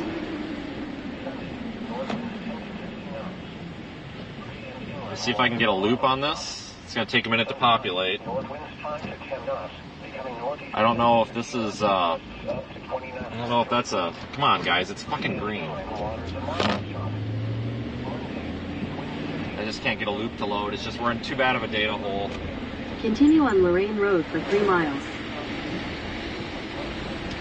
We merged left here. Are you freaking kidding me? Head east on University Parkway toward Blythe this Avenue. guy in this gray truck ahead of us. Just In 800 absolute feet, make a jerk. U-turn at Lucent Place. He's driving. Make a U-turn at Lucent Place.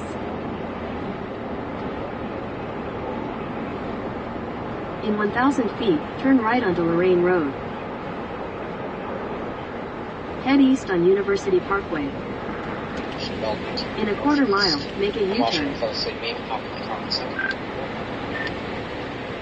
Okay. Yeah, I'm looking at this one right now on radar. Make a I don't know, U-turn. I'm kind of agreeing with you. It might have been a TDS. So I'm going to watch this closely. I mean, if these are all going to go half under the radar today, then Continue on University Parkway for half a mile. Head east on University Parkway toward Lake Club Boulevard. I'll keep doing it.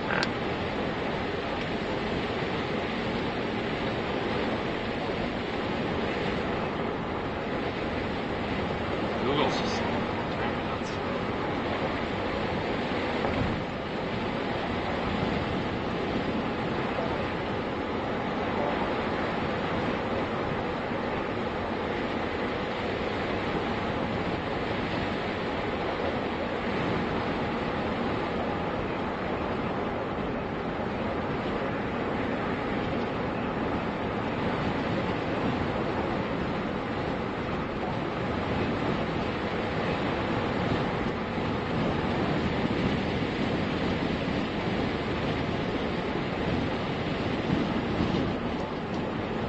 Rotate. Camera. There we go. Oh, look at that, guys. That don't look bad. Nice base on this. Look at the beautiful storm base on that.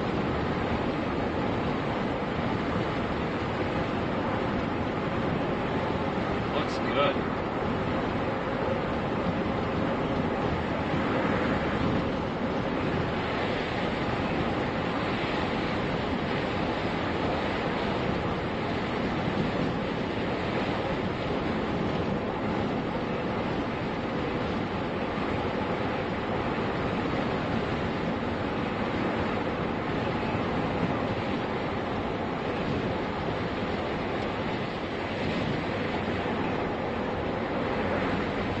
No warnings on this right now.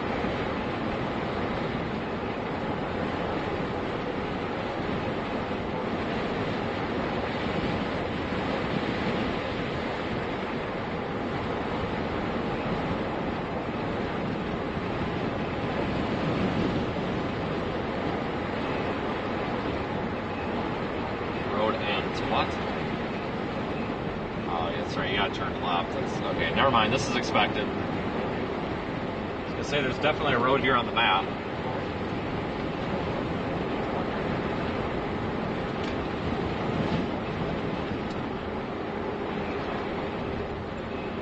This thing might be crapping out though.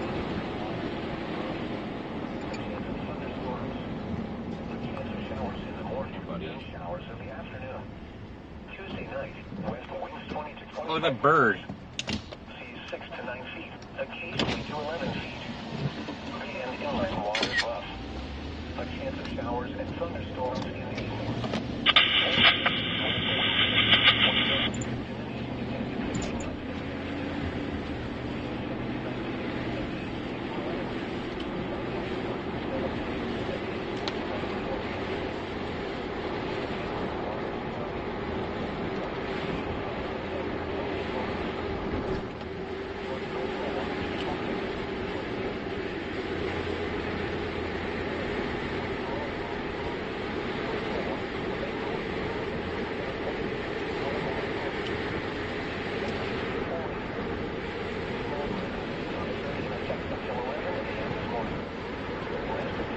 Low base, guys, low base.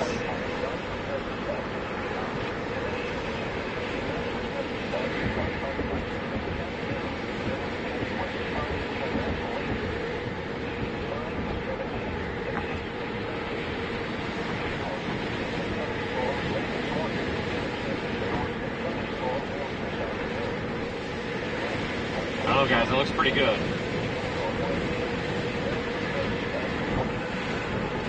Pretty good. Beautiful storm.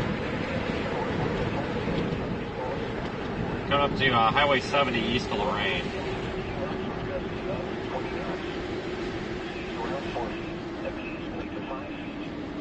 A slight chance of showers in the morning. Sunday night, northeast winds 10 to 15 knots, increasing to 15 to 20 knots after midnight. Seas 3 to 4 feet, occasionally to 5 feet. Monday, east winds 15 to 20 knots with gusts up to 30 knots. Seas 3 to 4 feet, occasionally to 5 feet.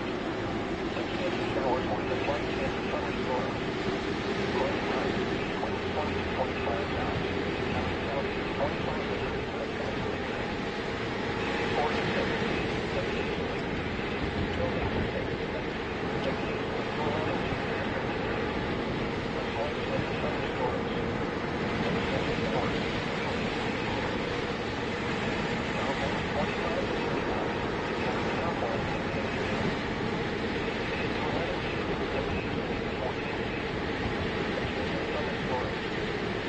Formulating a plan.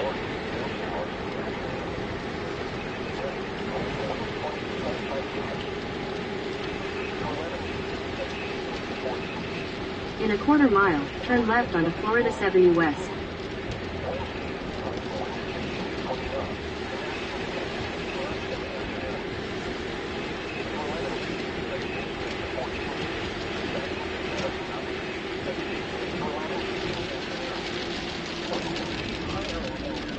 Turn left onto Florida 70 West. Now for the official National Weather Service forecast, 4 p.m. Saturday, January 6, 2024 for the K, H, B, 30 listening area for the following counties in Florida. I'm gonna go east for a minute here. Continue on Florida 70 West for 7 miles. Tampa,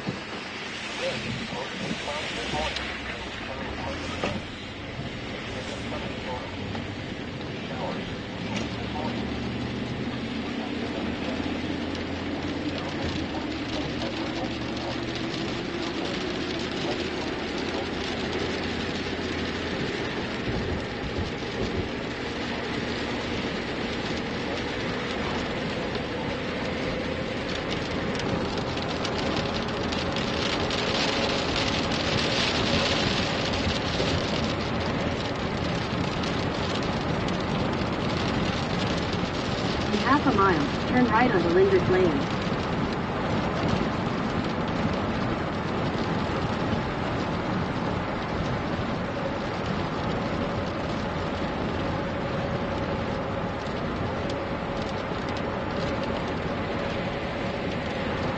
Turn right onto Lindrick Lane, then make a U-turn.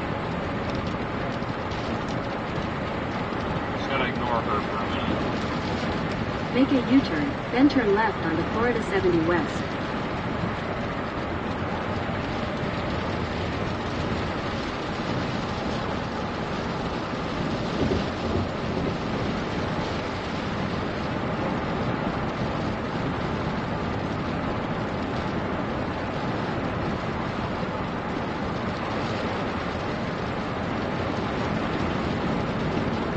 In half a mile, turn right onto 213th Street East.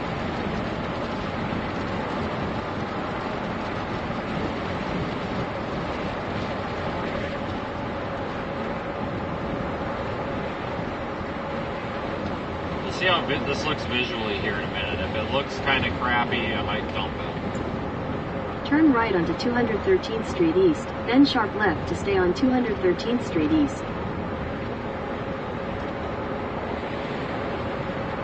Turn left onto Florida 70 West.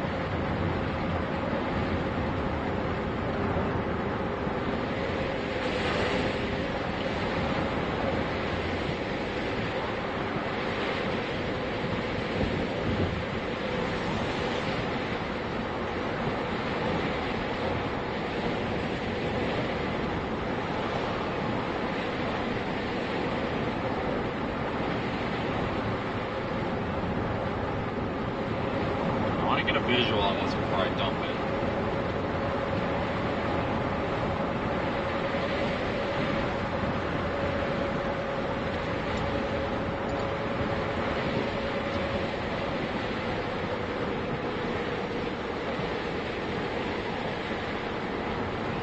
Let's see here. Hopefully we get a good break in the trees. Still looks pretty good visually though. I know the camera's a little blurry, there's water on the lens, it's raining, I can't really do anything about it, but visually it doesn't look too bad. Let's see if we can get another gap in the trees.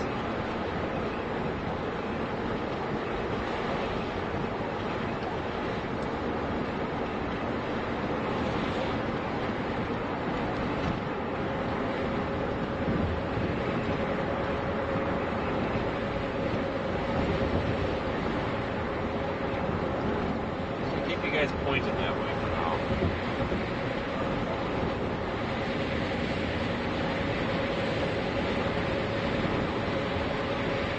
That view looks kind of cool.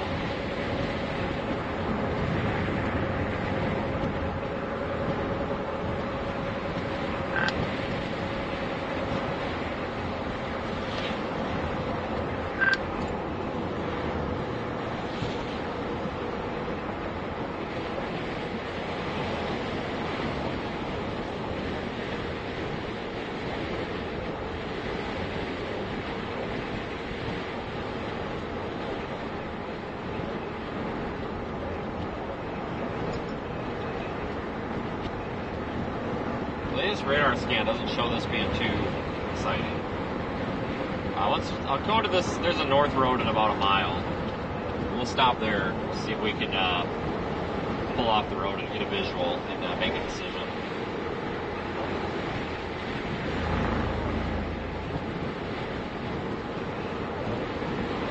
May just drop south. It's got a nice little inflow notch region on it though. It's going to get nastied up by surrounding precipitation soon.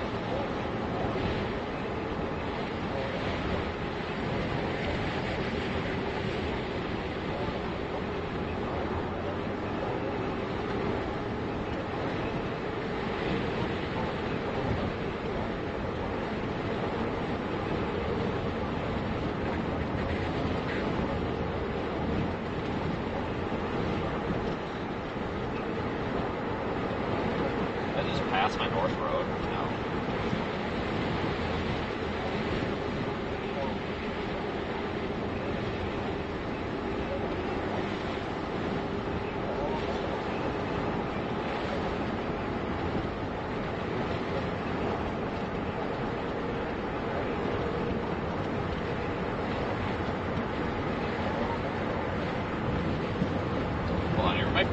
buck to get a good view.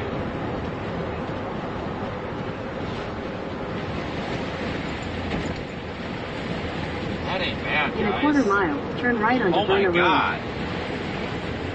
What a beautiful freaking storm.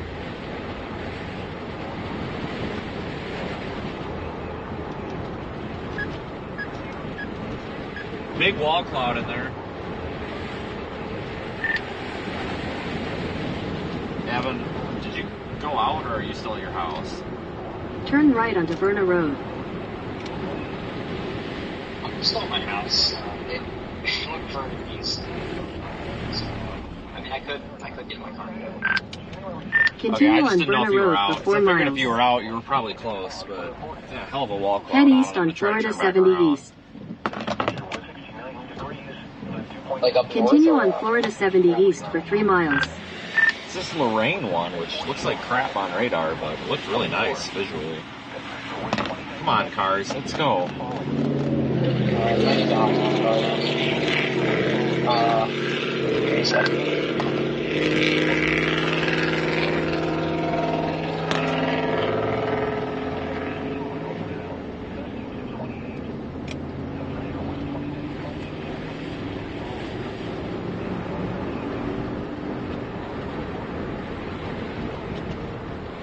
Turn right onto Verna Road. Look Turn at right. this oh my God, guys. Holy shit. Look at this view. Look at this thing. In a quarter mile, turn left onto 82nd Avenue East.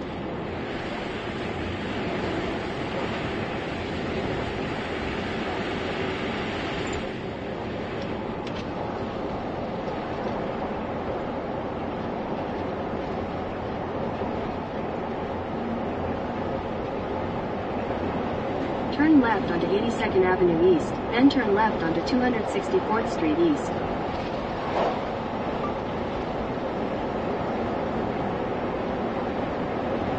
In 1,000 feet, turn left. Turn left onto 79th Drive East.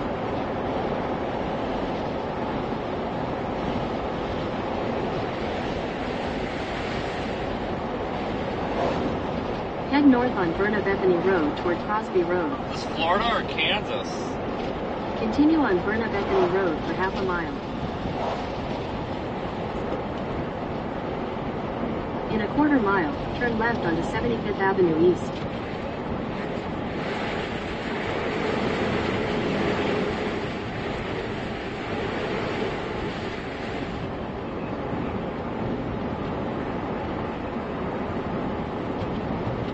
Turn left onto 75th Avenue East. Oh, shut up. Jesus. Look at this thing, guys. What a storm.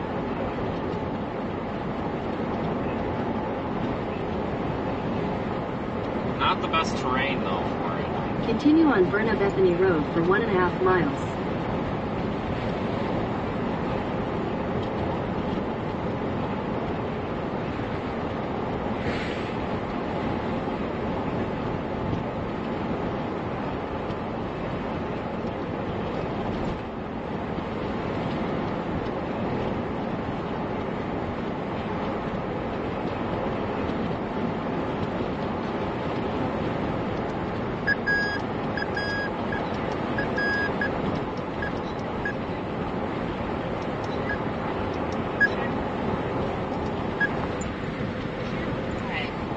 Need to get us a little bit pre-positioned here.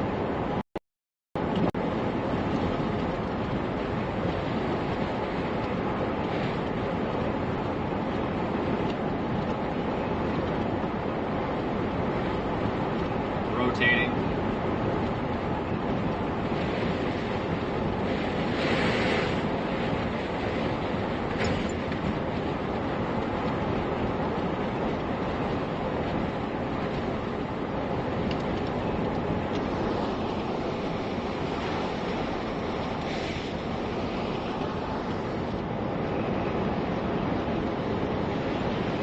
Wow, this is a nice looking storm.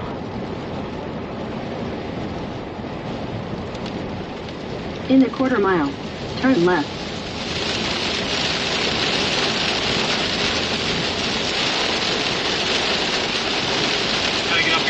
54.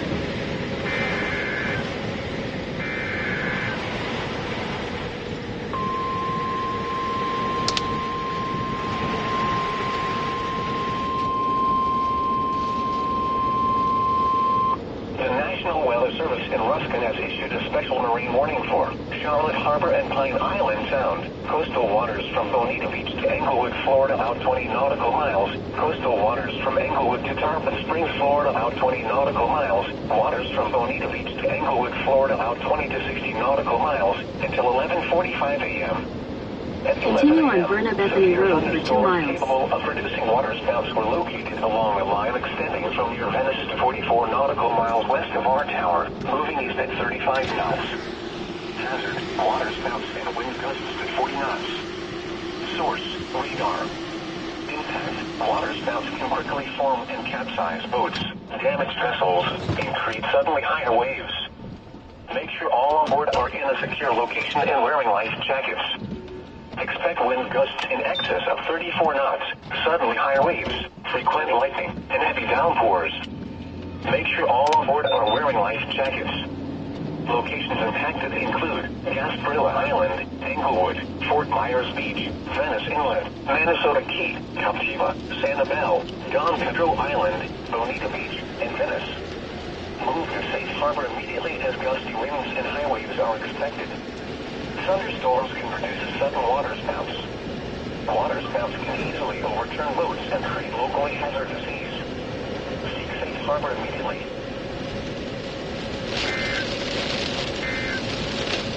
Continue on Verna Bethany Road for 4 miles.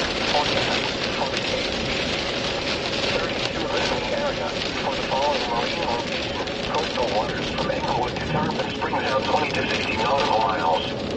Issued at 9:54 a.m. Alright guys, I am heading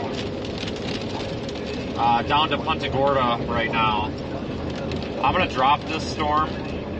There's a pretty significant mesocyclone out over the water west of Punta Gorda, out over the Gulf. I think we're going to drop this storm here. Maybe it's a mistake, maybe not, but I think it's time to move on here.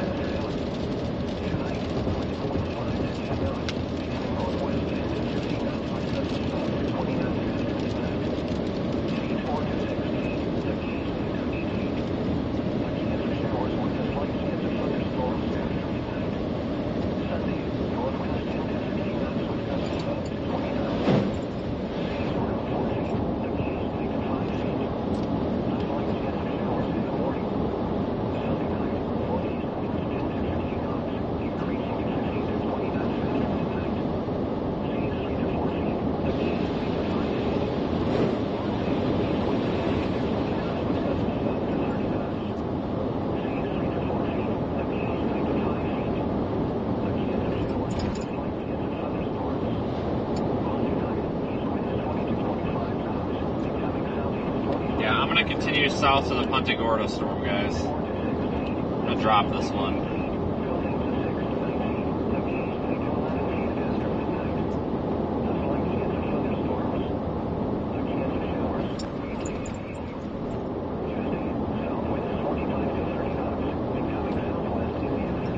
At least get going that way anyway.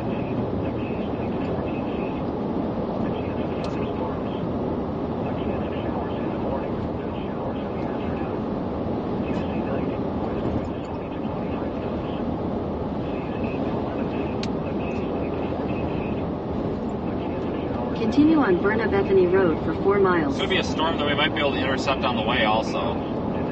going to try to get down to here. We got this storm here. That we're going to go down toward Arcadia and then south. So this storm may intercept our path. It might work out well.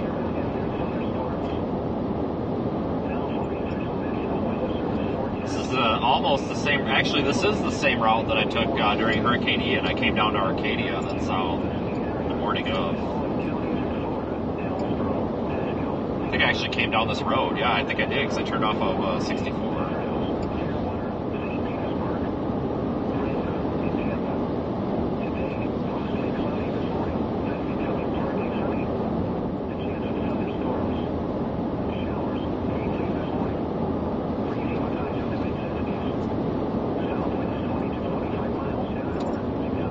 In half a mile, turn left onto Florida 70 East.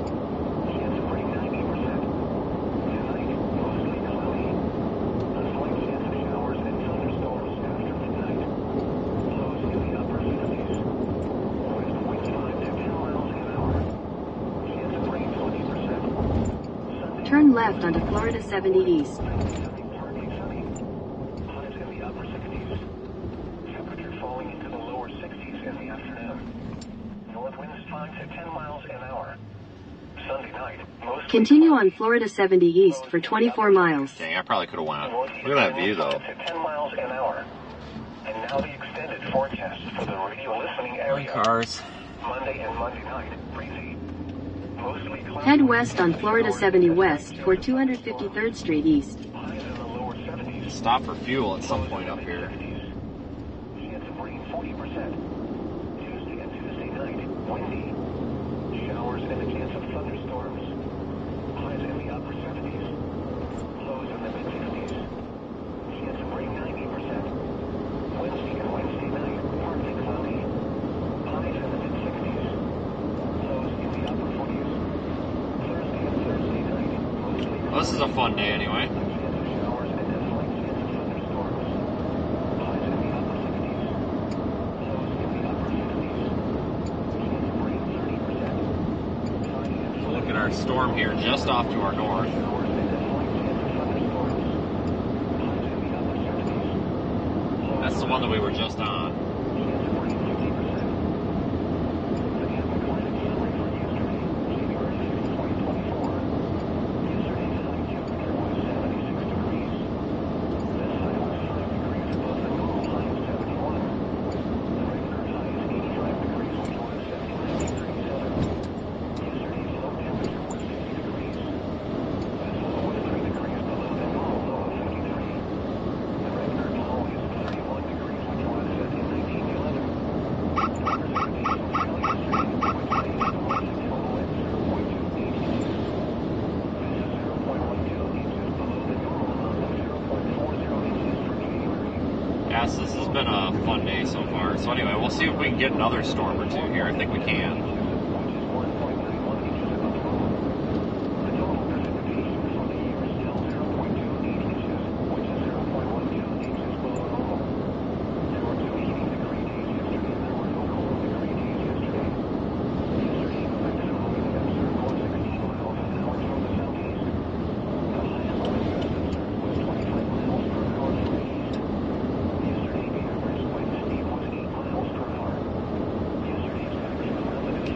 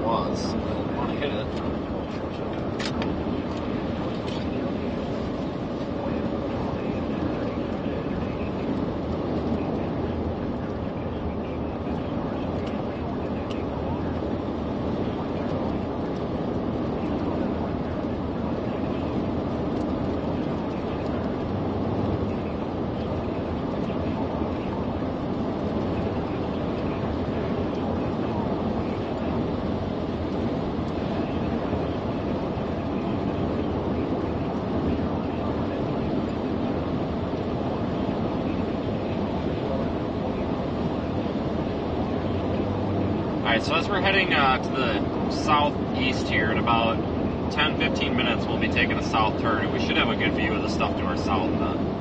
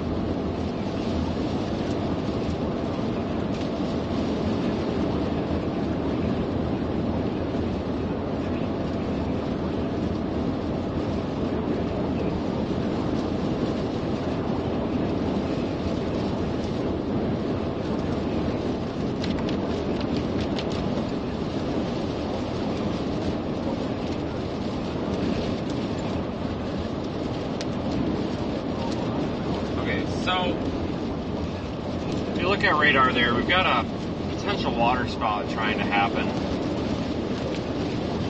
south of Englewood. We're out of range for that, unfortunately.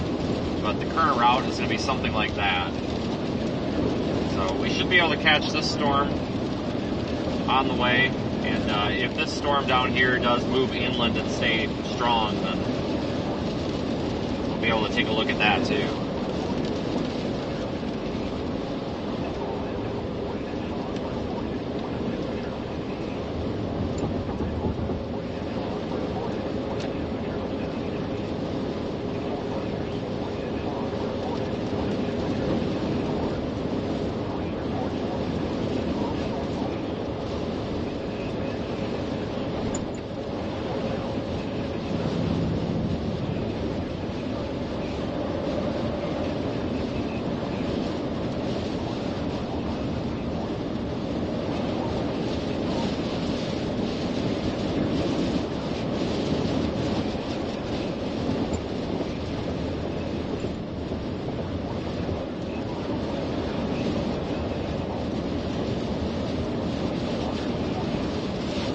Probably have to stop for fuel up here.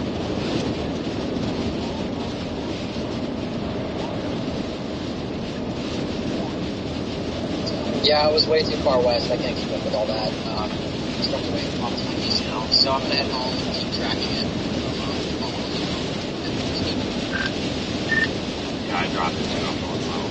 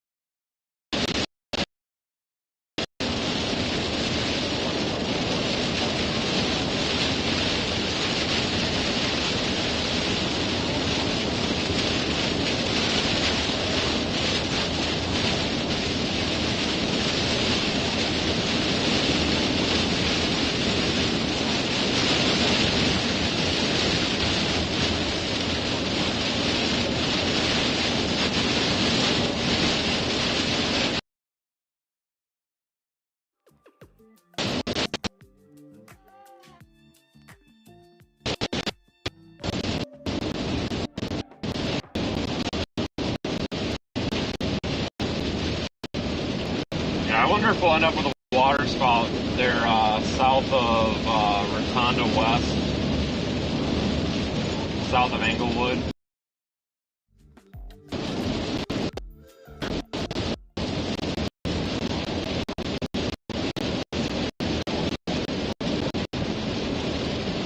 We'll get down there. We got a couple of things we can probably get to look at on the way.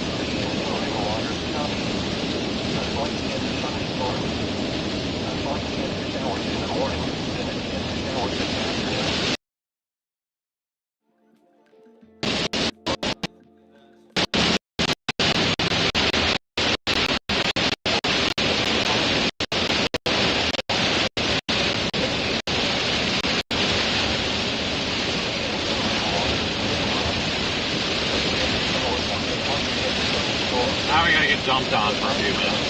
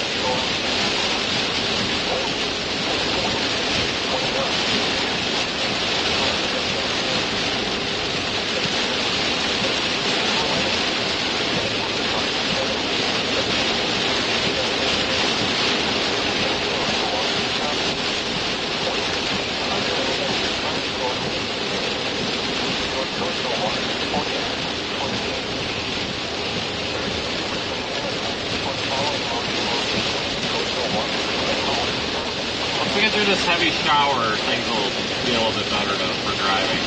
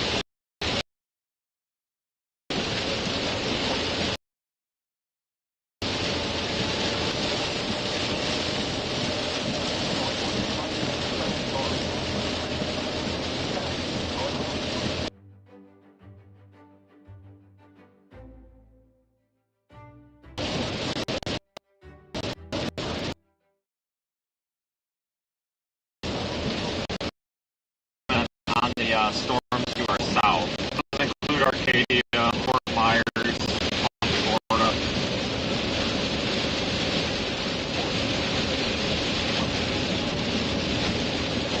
So we'll go to Arcadia and drop south.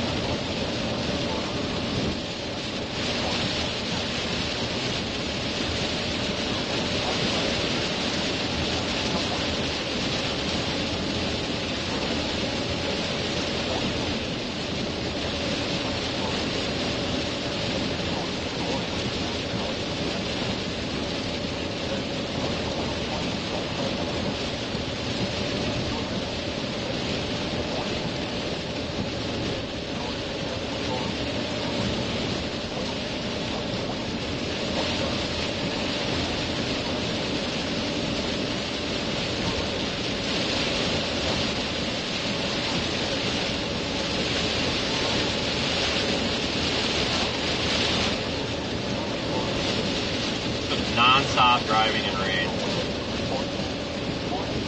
all day today.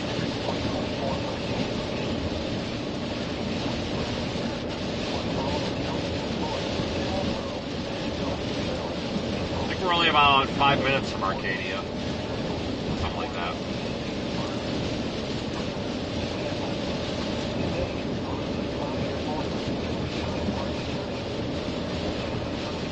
Continue on Florida 70 East for 7 miles.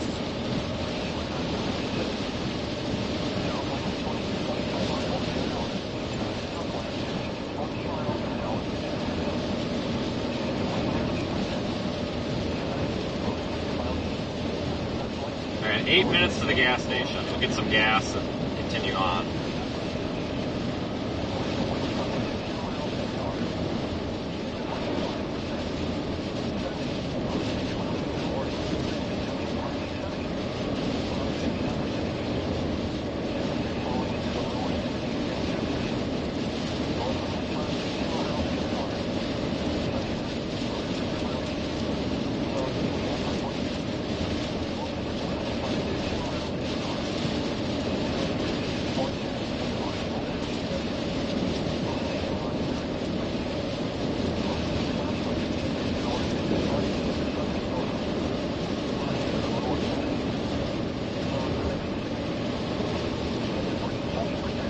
Got a mesophone just normally.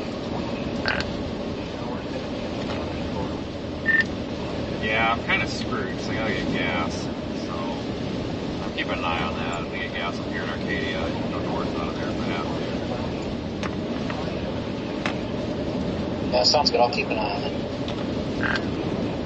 Okay, yeah, it's just all haze and rain, so I have like no visual on it whatsoever.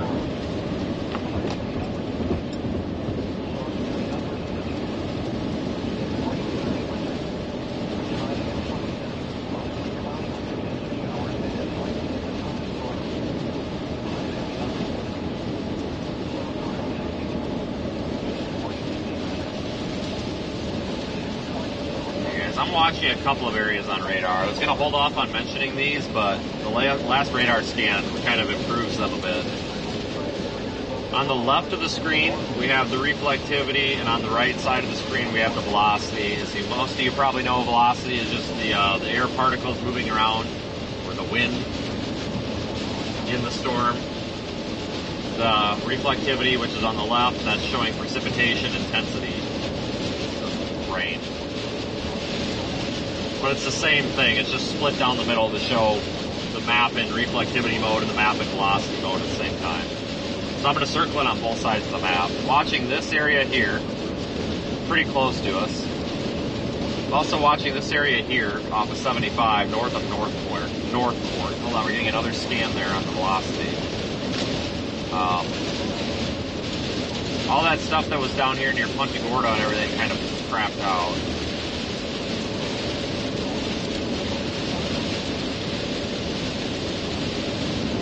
So these are the two main areas that I'm watching.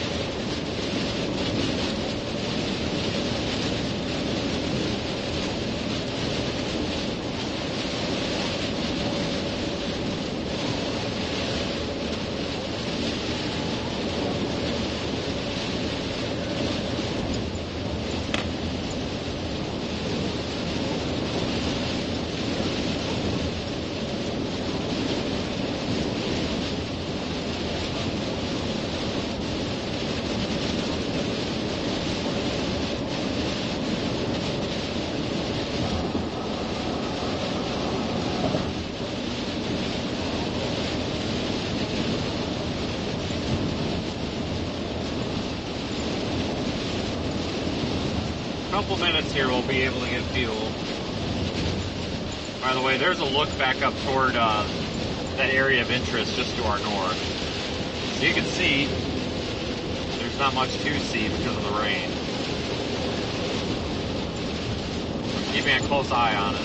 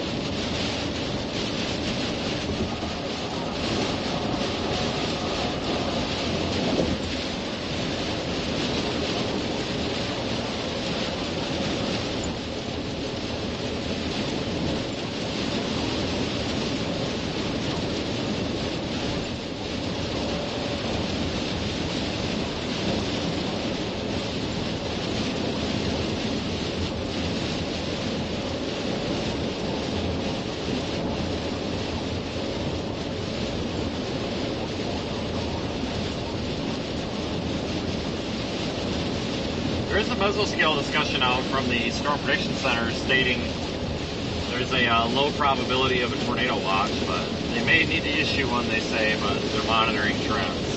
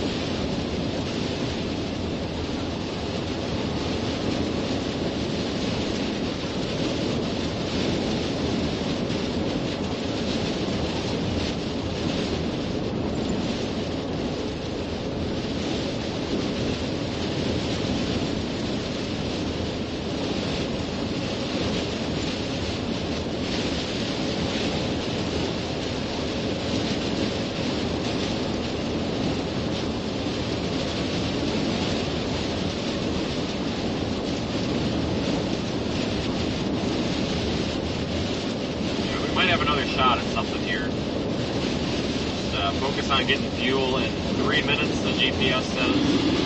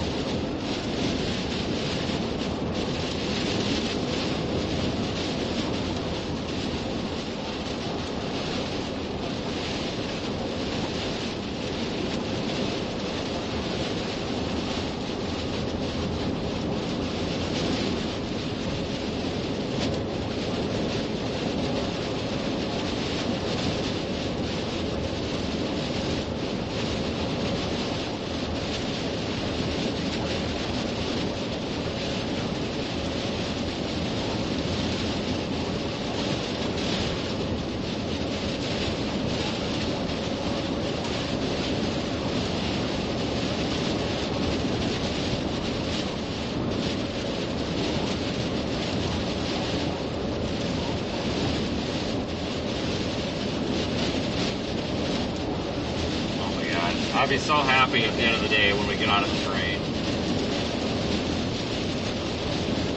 I have not turned the windshield wipers off for like 3 hours.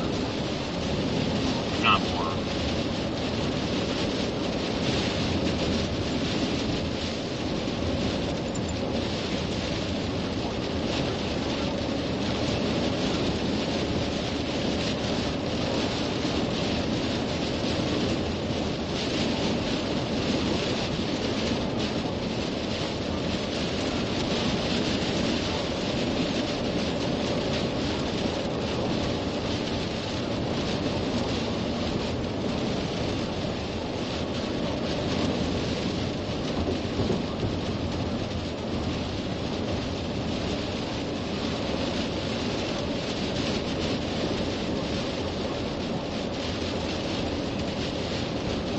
Watching those couple of areas of interest that I mentioned, but nothing's really standing out too crazy right now.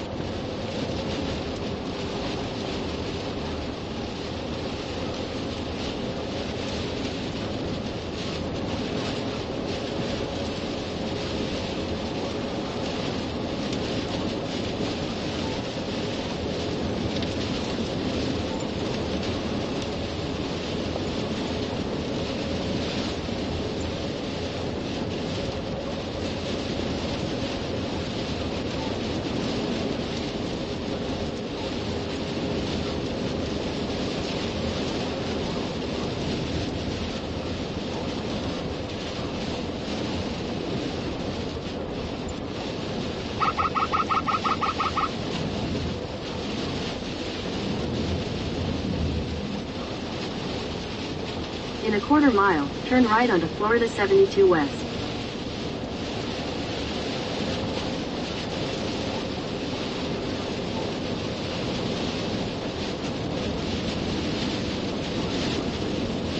Alright, gas station acquired. Turn right onto Florida 72 West, then your destination will be on the left. $3.49. Are you kidding me? Probably because it's like the only gas station around. Your destination is on the left. That seems to be the theme out here. Is there even an open pump anywhere? Yeah, there is. Oh, I don't know if my hose is going to reach because this dude's not pulled up far enough. God damn it. Alright, let me see if I can get fuel quickly.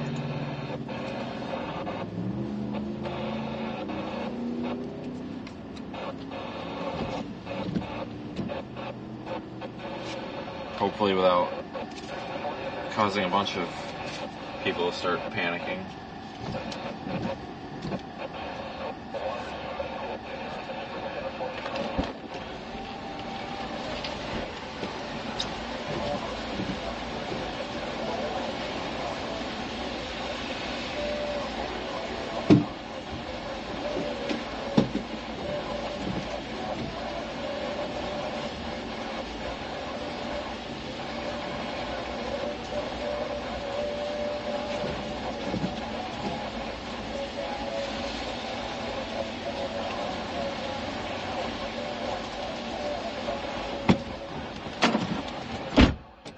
I'm so over this.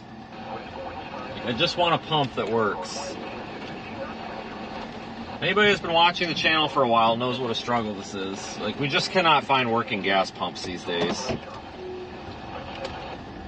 And I think that was the only one open.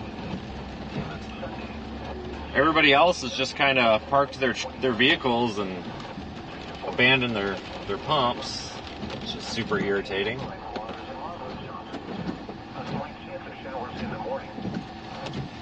This lady's just gonna sit in her car there and block 2 pumps. It's awesome of her. Backing up.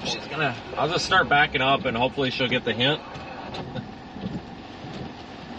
That's a stupid, really rude place to park between 2 pumps like that so nobody else can use them. And hopefully the hose reaches.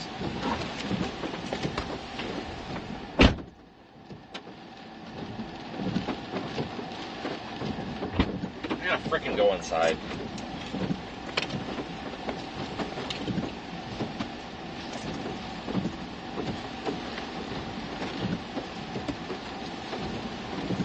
These pumps just never work.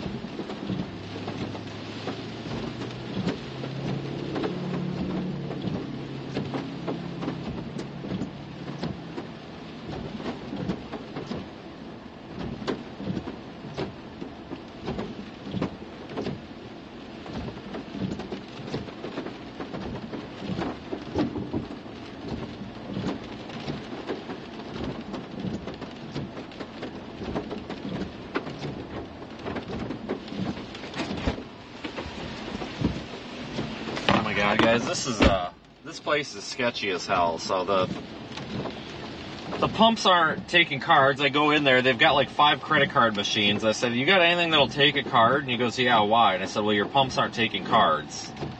And he goes, what pumps? I said, your gas pumps.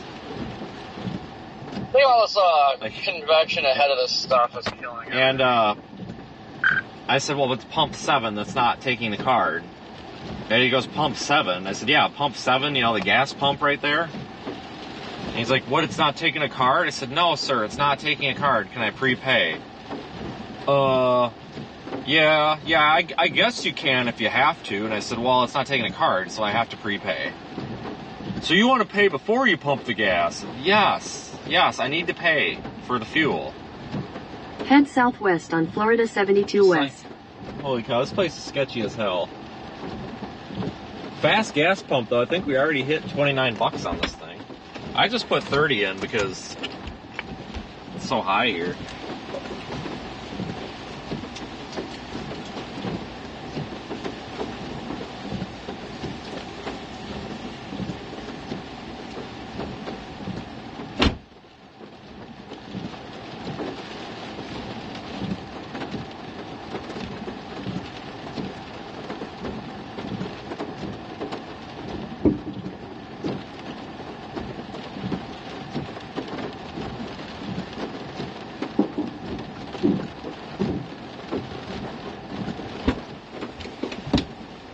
This gas station sucks. Wow. Yeah, some of these gas stations in the middle of nowhere out here are a little bit subpar, to say the least. Anybody that lives out here knows what I'm talking about.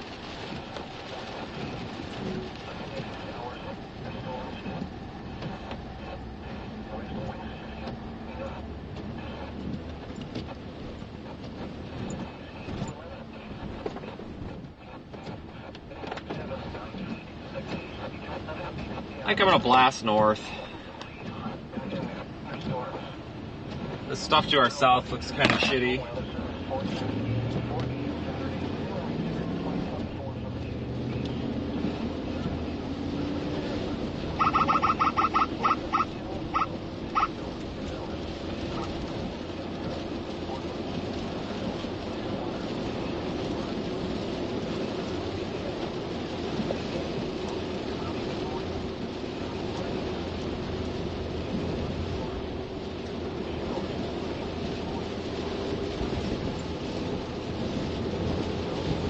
Head north, guys, check out this little area of interest. Just got a blast north on 17, super easy.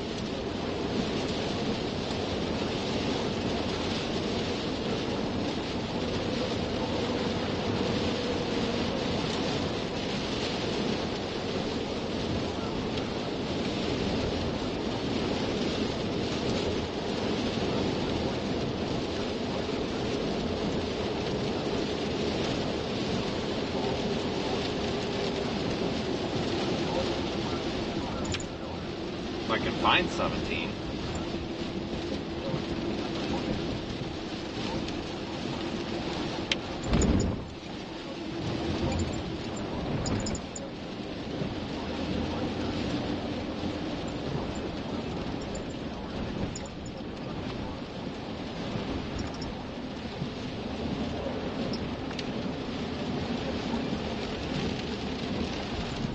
Check out this one to the north. I think the one to the north is kind of equally as crappy as the one to the south. Just for the hell of it.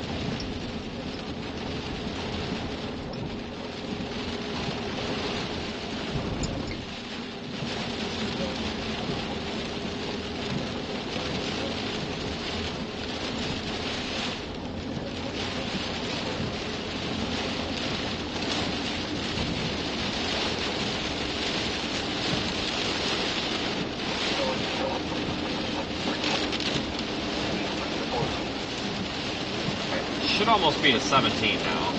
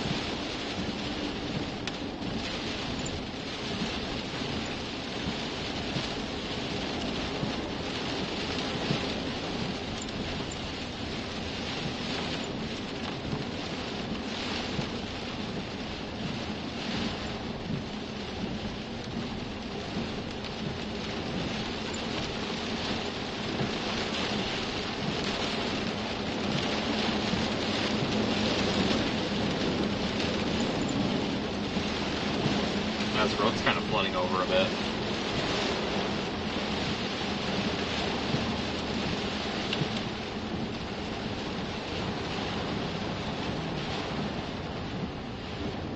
this? 17? No. Next intersection.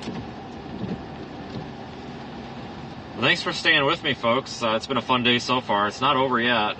I don't know when it's going to be over, but appreciate our super chats, our PayPal contributors through the website, the channel members, and of course just regular viewers.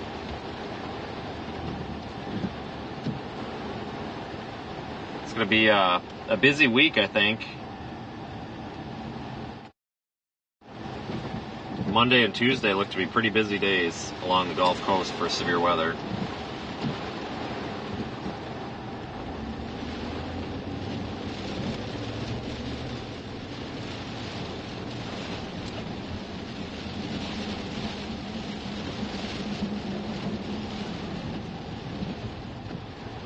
I wonder why we're stopped at the green light.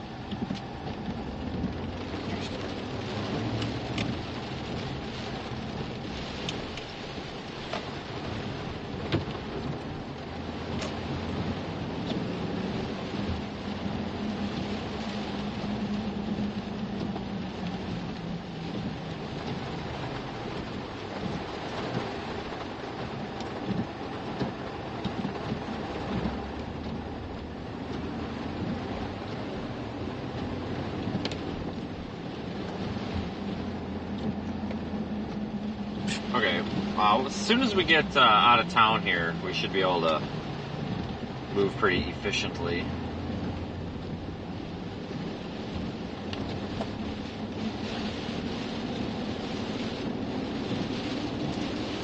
I don't really have any expectations for these storms to our north, but they're basically just strong showers. But they might be kind of pretty to look at. Kind of like that first one was.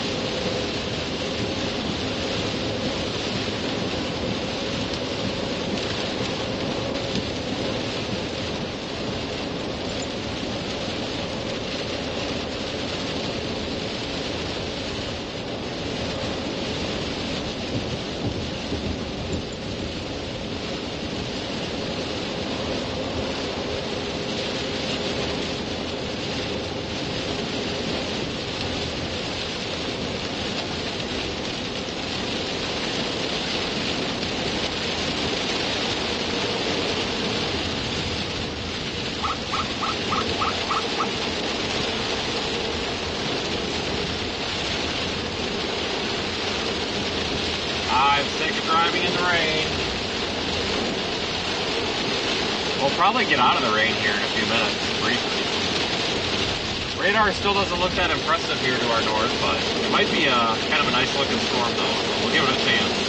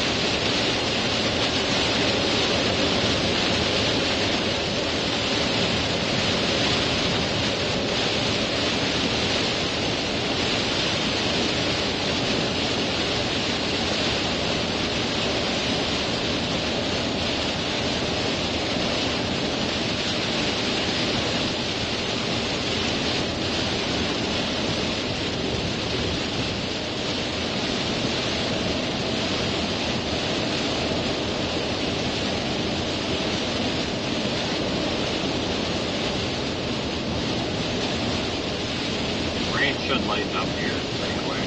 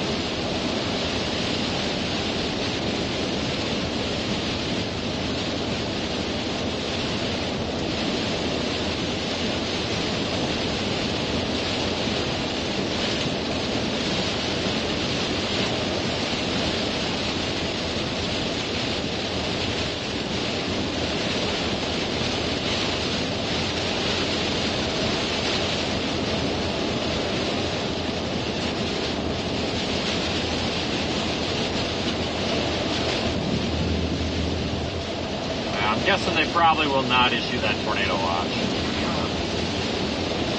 Probably not.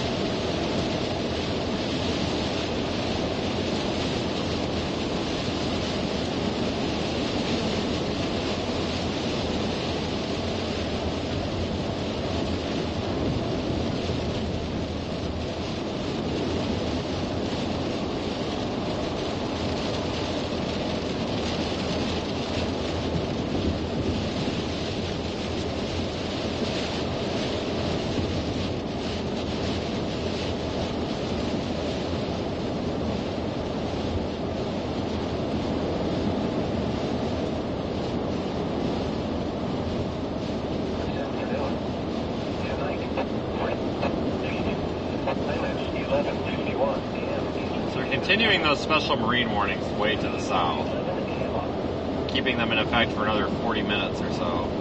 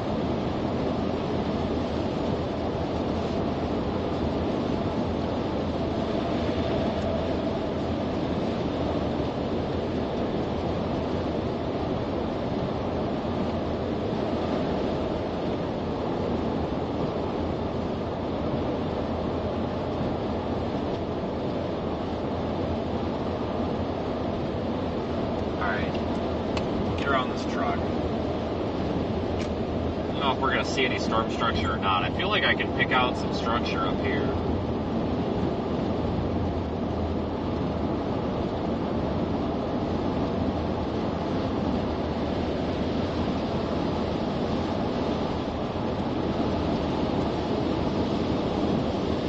There we go. That looks a little better.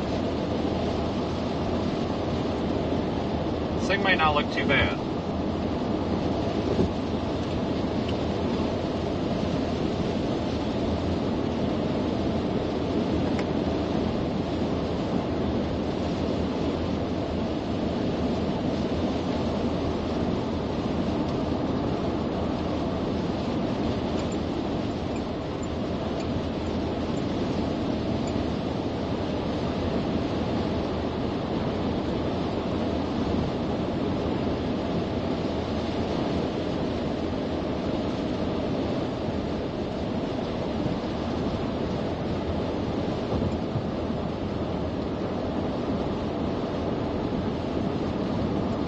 structure with this one, though.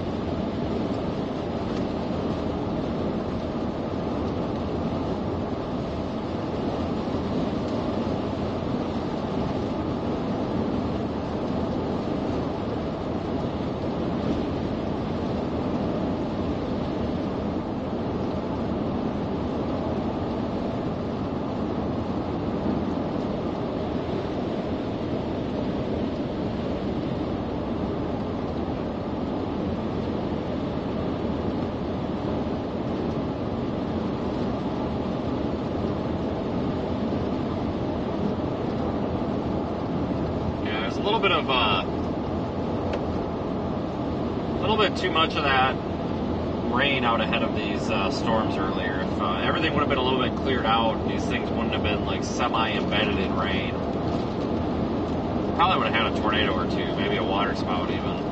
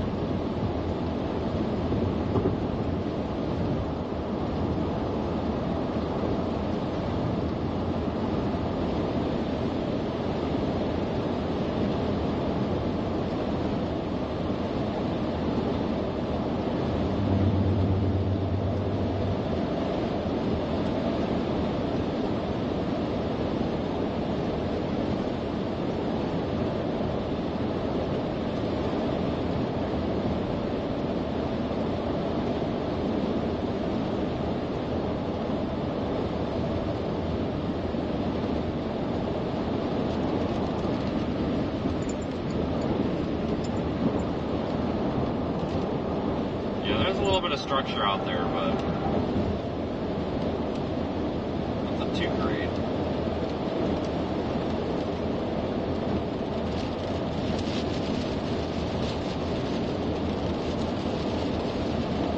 Thanks for the super chat, and thanks folks that have done super chats or PayPal contributions today. A lot of times I don't see these things going down the road until after the live stream.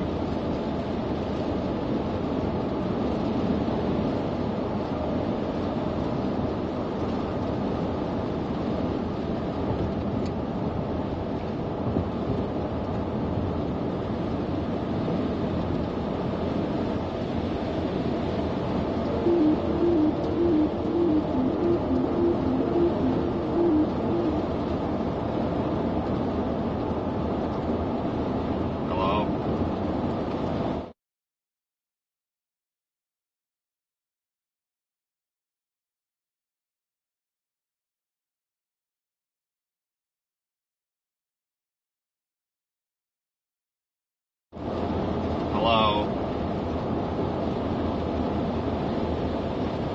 Hello? Okay, for the 10th time, last chance. Hello? That was 30 seconds of my life I'll never get back. Call me, nobody's there. You know what I'm going to do? I'm going to call them back. I don't know who it is.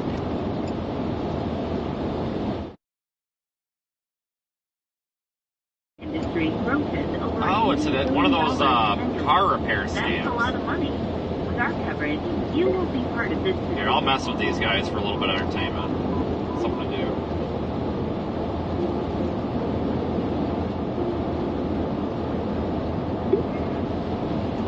Hi, Vincent. Yeah, how can I help you? How are we doing today? My name is Chaz, calling from the Authorized Service Provider of your Ford vehicle. We're just checking to see how many miles on the Ford. About 92,500. 92,000? Yeah. 500. Okay. It's still a Ford Taurus, is that correct? Yeah. Alright. So, let's see. The reason we're calling today, we are eligible for the new 5-year platinum warranty with the additional 100,000 miles on the vehicle. Okay? This covers your whole entire engine, your transmission, front rear suspension braking system, air conditioning, heating, computer chip sensors. God forbid the car would break down. You have free rental car, towing, lockout, at no additional cost with a 5-year policy. Oh, wow. Okay. Well, that don't sound too bad. Of course, this is the one. This is the comprehensive coverage. Now I just want to see what you're eligible for, because I just didn't want anything going to close for you. Yeah. Okay. Yeah. That sounds fantastic. I mean, it's been a good car so far, but you know, you just never know. Oh yeah, of course. Now let me just see. See what I could do for you. You're still in. Hold on. What state are you in right now? Wisconsin. Wisconsin. Oh, okay. And the city of Brooklyn? Yeah. All right, awesome. It just threw me off a little bit there. All right, now just bear with me. I want to see what I can do for you. Okay. Alright guys, so I got the guy muted. So the reason I mess with him is... Hello, my name's Brian. I'm a supervisor here. I just hopped in line to give you a little bit more assistance. How you doing today? Jesus Christ. Yeah, I'm doing alright, Brian. How are you doing? Oh, I'm doing good. Thanks for asking. So the reason that you originally got the call today, there was a eligibility period to continue your full coverage for the vehicle, so we did just want to offer another opportunity. Are you familiar with the service contract at all? I know my rep just kind of went over it with you a little bit. No, I mean, I haven't seen it or anything, but it sounds like you explained it pretty well. Okay. Yeah, I mean, pretty much, you know, just guarantees if anything ever happens to the vehicle, whether it be major like an engine or a transmission, small like a belt or a gasket, virtually everything in between, that you're not responsible for any of those repairs. You'll get free roadsides if you need a rental, if you need towing, or if you ever need any kind of help while you're on the road, that's covered. And then we'd also provide you a maintenance package for the first 14 months. And that's like your oil changes, your brake pads, your battery, your tire alignments, cooling system maintenance, wiper blade replacement, and that'll be covered for the first 14 months. Do you have any questions at all regarding the policy itself? No, not really. It sounds pretty good. Okay. So the way the payments are done is there's a total 5-year premium, which you do break down monthly. Of course, you're never locked in. You can cancel it, or you can transfer it to another owner or a vehicle at any point. The most popular option is to enroll the vehicle for $100, and then your monthly payment, you'd be looking at right about $119, $119. Okay, Now it puts the full coverage back on the vehicle. Normally, what I recommend is to set up a review. We don't want to see you make a final decision this instant. We just don't want to see anything cancel. So what a review period is we do the initial deposit, which we do hold refundable for the following 30 days. We'll get all your paperwork and your ID cards mailed out so you can look the plan over. If you like it, you're fully covered on the 30th day. Whenever we decided against it, we return your deposit. By doing it like that, you're not making a final decision this instant, and most importantly, nothing would close out either. Does that sound fair enough? Yeah, I appreciate you breaking that down monthly. I mean, everything in my life breaks down monthly, you know, so, I mean, it's good. Monthly's good, so yeah, I'm definitely interested. Okay, yeah, so review period is always the best bet, you know, that way we can get everything sent back out to you. And you're still located at, is that? Yeah, that's correct. Okay. I don't have an email here for you. Do you have an email we can send a confirmation? Yeah, sure. You can go ahead and email.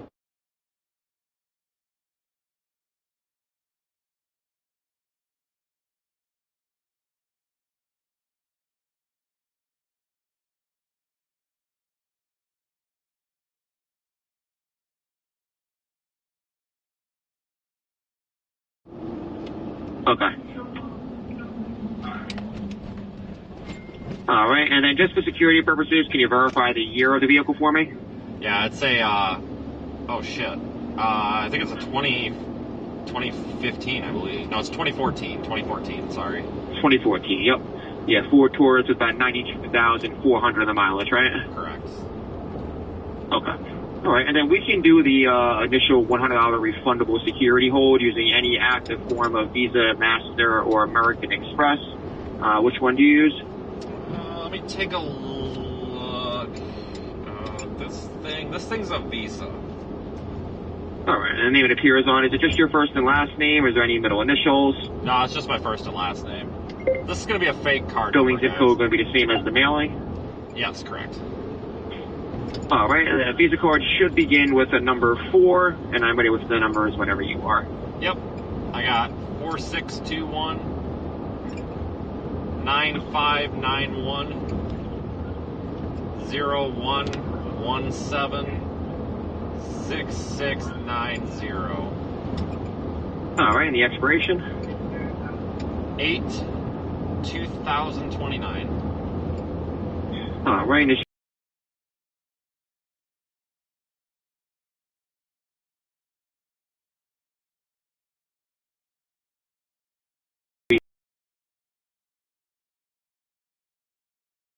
three on the back one, 959 01166690. You're one number off. It's 6680. Sorry about that. 6680. Okay. Yep. No, it's alright. It's not my mistake. No, it's okay. It was actually mine. Oh, yeah, so it's still coming back as something wrong there. Want to try to repeat it back to me one more time and see if I missed something? Yeah. 4621 959 1017, or I'm sorry, 117 6680. Yeah, that's what I have. It's telling me it's something invalid. 4621 9591 0117 6680. Hold on here. Let me wipe this. This card is so freaking dirty because I thought that's what I got. This makes. Hold on here. the freaking numbers are wearing off the damn thing, you know. Hold on. Yeah. No, these cards sometimes are so difficult to read. Jesus Christ, this is so stupid. Like, I don't know why they don't figure this out. Alright, so, yep. 4621 9591 7669. 7669? Yeah, 7669. Okay. I guess before we had 766 and then 90. Yeah, that's too many numbers. Now it looks like I'm missing a digit somewhere here. What? All right, so let me try this again. So now I'm short a digit. So 4621 9591. And then this score is that 11. Yeah, you were close. 9599. Oh, 9599. Yeah, okay, and then it's 1111. Yeah, you got it. And then 7669. Yeah, 7668. 7668. Yeah, copy.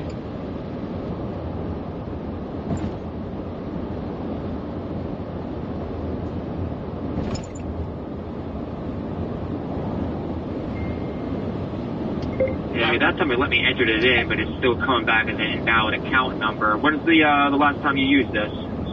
About 20 minutes ago to get gas. And you've got 000 as the CVV, and then the billing zip code is... Yeah, I got that. How about the expiration? Shit, hang on. You know what, that might be a 28. Try 7 of 28, because it's so worn. That might be 728. Yeah, a lot of times the 29 is not, I don't know if they make the 29s yet. Okay. Yeah, so comes back as an invalid account number. Weird. I guess you could try on the cards one more time and just give it a shot. Okay. Try to read back to me one more time. Okay. It's 4621 9591 0117 666985. 985? Yeah. That'll be too many digits. What the fuck? Alright. Yeah, just take one of them out and see if it works. I don't know what the hell's wrong with these people. I swear, I'm starting to wonder if this credit card company that I'm using is a scam, because this stuff just doesn't, you know, this isn't the first time that this has happened to me. It's starting to piss me off. It's not your fault, but, like, Visa or whoever issues it, like, I don't know what the problem is with these guys. It's. I tell you what, you know, you deal with these damn scammers and stuff all the time. Like, I hope I got a real account here. Yeah. I mean, they shouldn't be a scam with a credit card. If you said you used it 20 minutes ago, I wouldn't think it's a scam, huh? Well, that's true. That's a good point, but I don't know, man. I don't know. I mean, I don't have another card. I mean, I might be able to find one later. Okay, I was going to say I could discount your deposit at $25. You have a different card you can put it on. I mean, yeah, I don't really have another card. I mean, are you able to do like a bank draft or anything? I can take the account and routing. I can't build the account and routing today, so I could waive the deposit where it's a 0 down payment, and then you wouldn't make your first payment until 30 days from today, the 6th of next month. Okay, I mean, yeah, that's fair. I mean, it's a compromise, but I mean, you know, it's not your fault. It is what it is.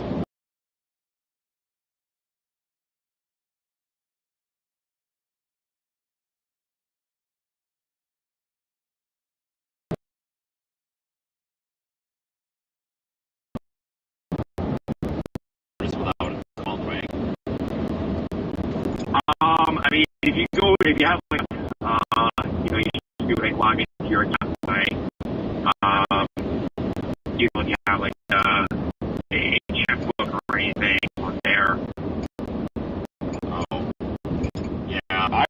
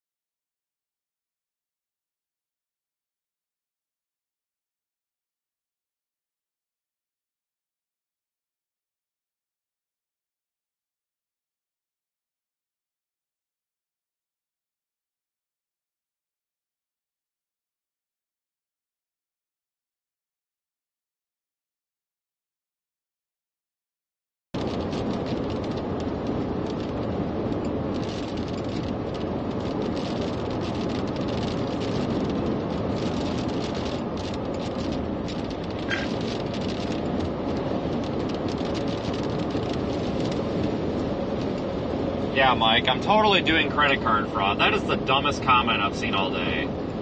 Yes, because making up fictitious credit card numbers in your head that don't even have enough digits, that's totally credit card fraud. What a dumb comment.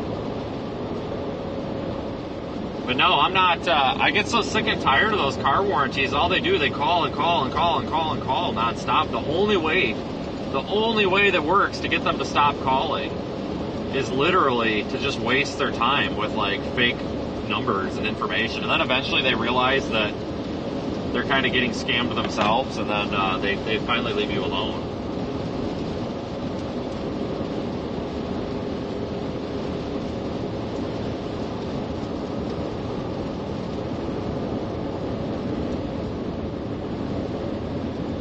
Unfortunately, we don't have good service out here. You can see on the roof camera, we've kind of got a pretty storm. Like, today wasn't a bust at all, guys. Like, I've actually had fun out here. The day's not over yet either. But, yeah, I enjoy kind of messing with those car warranty people because it's just, they are just ruthless. They do not leave you alone.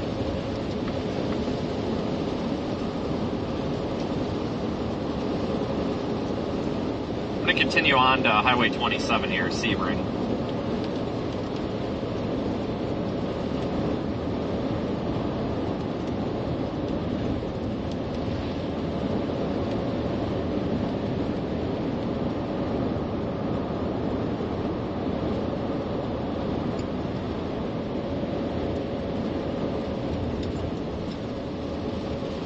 I feel like I should call that guy back and apologize to him and just tell him that he's doing nothing but wasting my time. Well, they probably won't ever call me again.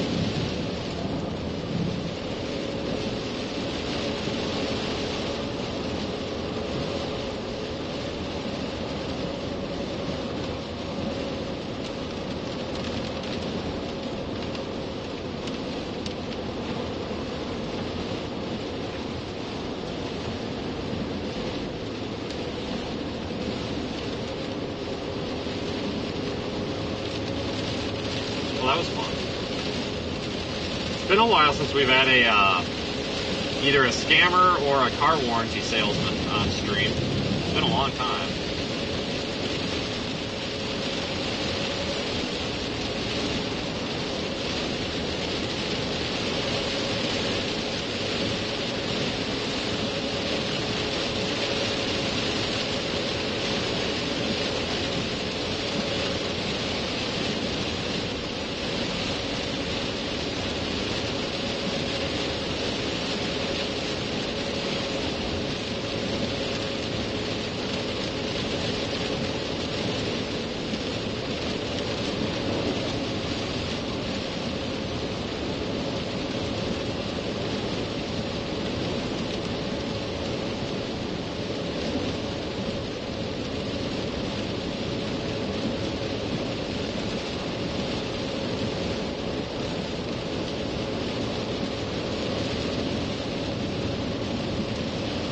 It's been a good day, though.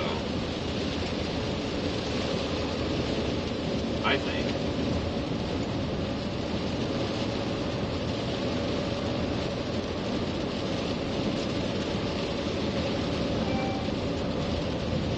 Maybe we should have dropped south. I don't know. This stuff down by Fort Myers doesn't look too bad.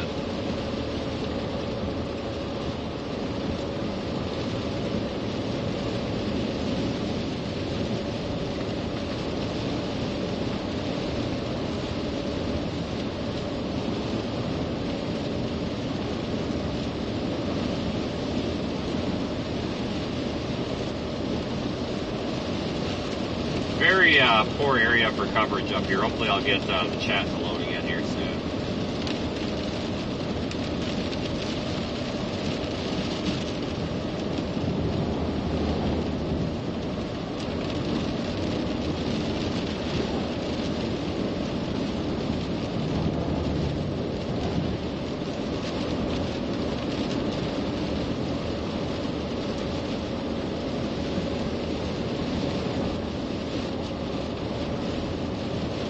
Is that what I'm supposed to start there?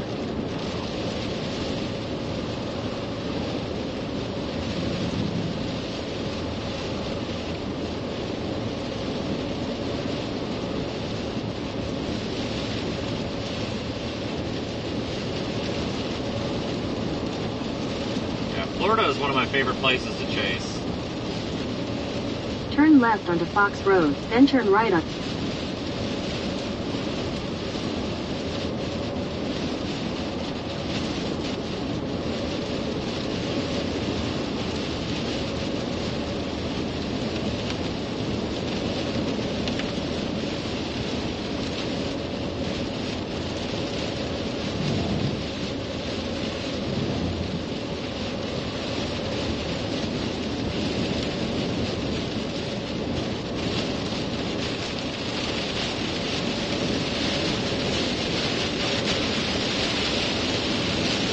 Continue on State Road 66 East for 3 miles.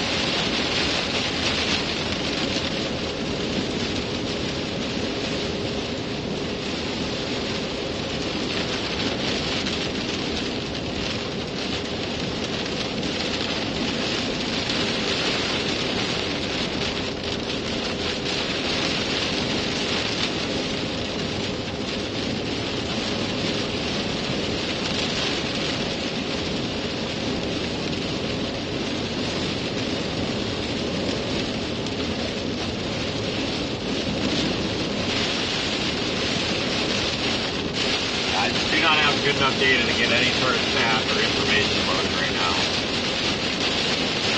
Hopefully that changes up here.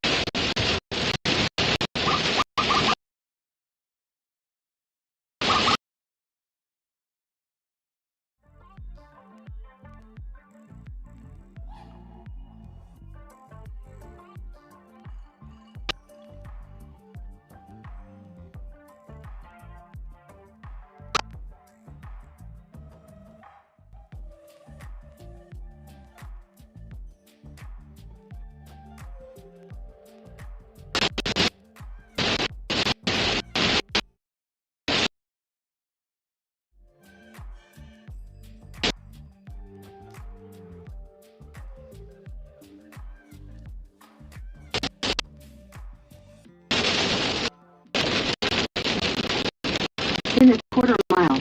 Turn.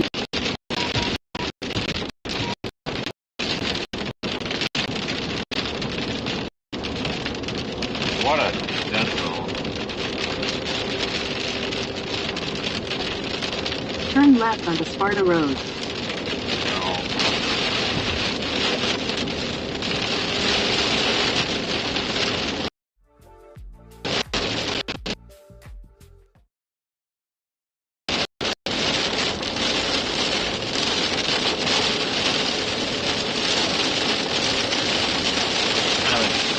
Placed dead zone.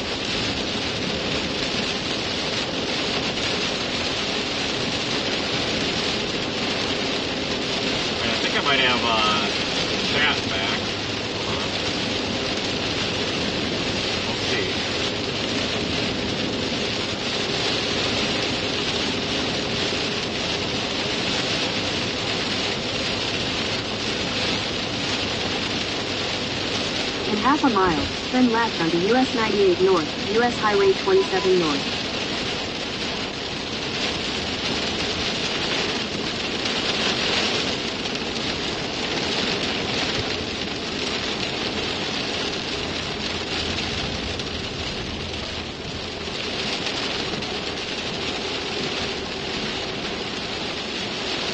Turn left onto US 98 North, US Highway 27 North.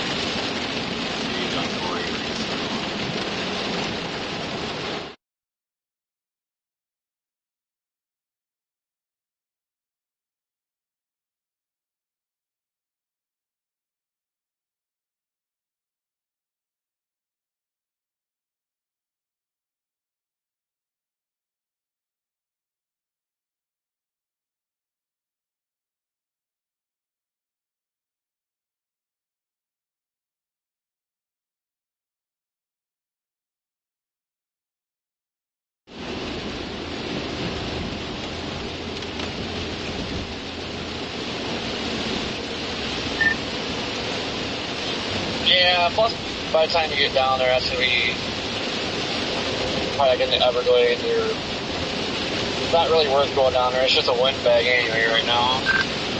Yeah, I mean, I'll watch it. I mean, if it produces something significant or whatever, I can turn around, but I don't think it's going to happen.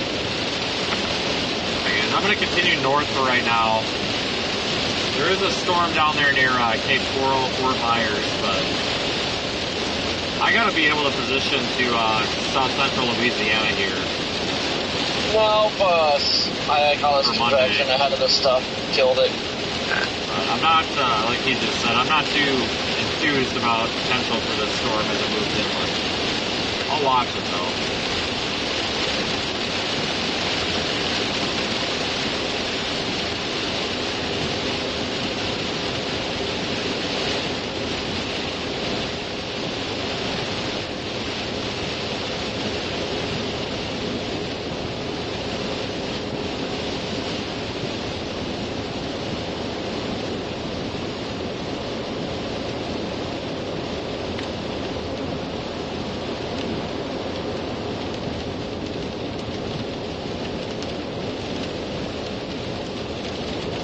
We're like 2 hours from that storm, guys. It's just not going to happen.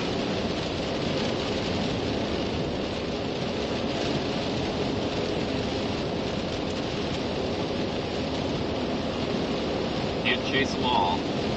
I got to be able to position for south central Louisiana for Monday, which means that if I end up all the way down there at like Marco Island or down there in the freaking Everglades tonight, guys, I'll never get to Louisiana. After 8. What was that? After 8.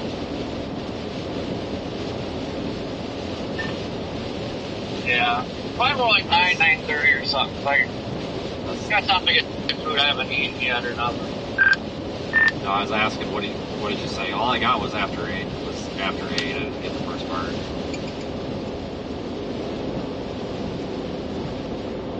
Got, getting there after 8. Getting where? Mobile.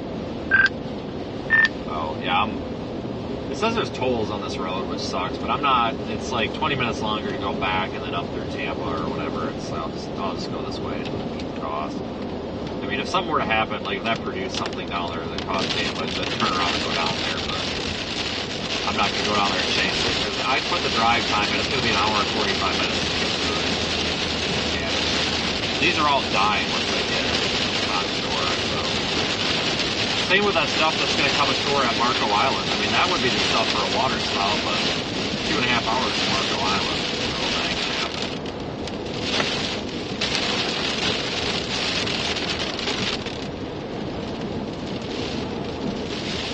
Yeah, should have kept going south instead of messing with the storm. But man, when I was on 75 getting off, like it looked really good. Like, you know, I was about to do something, but then, yeah, now it's like, I should have kept going south.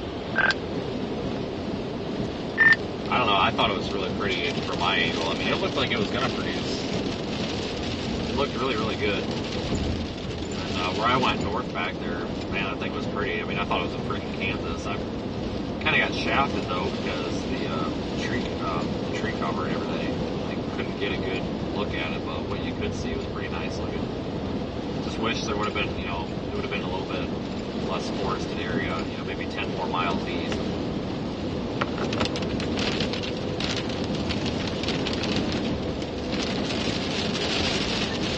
Yeah, I was assuming things were going to open up, and then it was just like, had a couple open areas, but it's mostly solid trees. It's like, oh my god, can we ever get away from these trees? Yeah, I'm going to probably slow down up here just in case. I just want to watch that Cape Coral storm, I guess. I'm going to give it like 5 or 10 minutes. I'll get some gas, I guess. If that was to do something and go ape shit, you could get it down by LaBelle, but I would have to see that thing shape up significantly in the next like 10 minutes. So. Yeah, even this cell that I'm in right now, like, I thought it was dying, but now it's like trying to make a comeback. It's been the name of the game all day, though, today, hasn't it, folks? It's been, looks like something was going to be something, and then it didn't become something. Pretty views out there, though. Just off to my west. We're stopping at a green light again. Why are we doing this, people? What the hell? Now it's going to end up being a real nice day out, isn't it?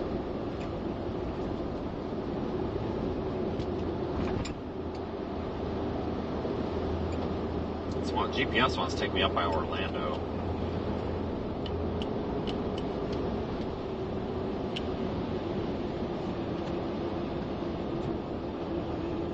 I mean, we do have strong storms in southwest Florida, but guys, I just don't, we committed to that northern storm, and we're not in position to go get them. I mean, if something were to happen, like a tornado or something, I mean, I would turn around and we'd go check the damage and all that, but I don't think it's going to happen.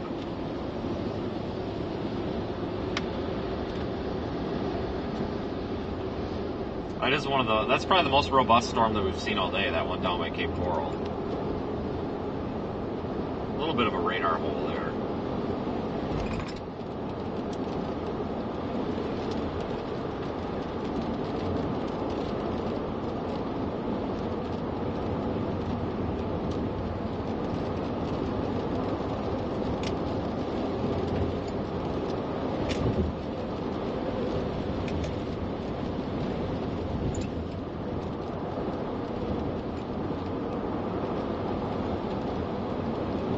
That's a pretty view.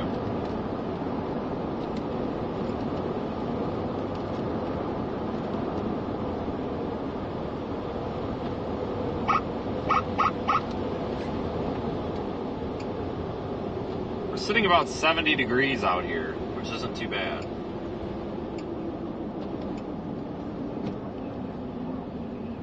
But what I'm gonna do is head up toward I-10 and be able to start moving west for tomorrow. Tomorrow I'll be heading west too, but the goal is to drive as much as possible today and then have an easy day tomorrow, because I think Monday is going to be an all-night thing into Tuesday.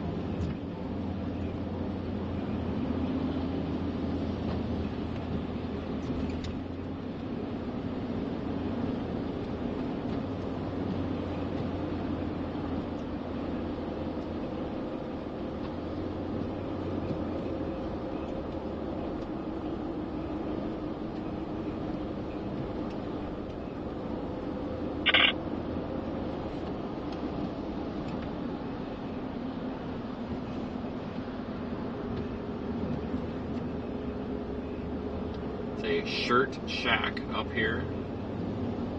They must sell shirts. That's my guess anyway. But today might be winding down, but it's not necessarily over.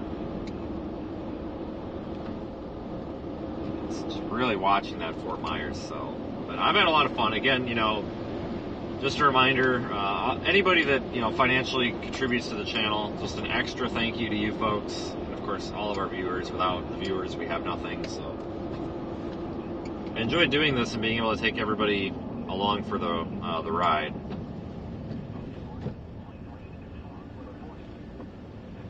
Kind of a weird live stream today. You know, we usually don't do these streams at 8 o'clock in the morning like we did this morning, but you gotta do what you gotta do. But Florida's known for that. A lot of times these Florida setups either occur in the middle of the night or early in the morning.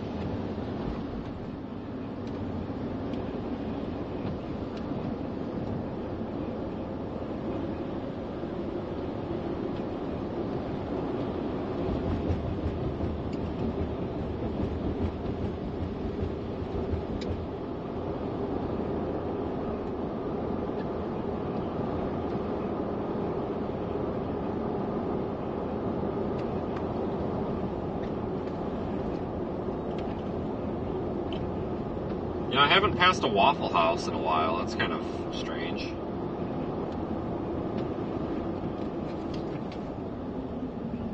Oh, that was real smart of that. Freaking Nissan or Infiniti or whatever.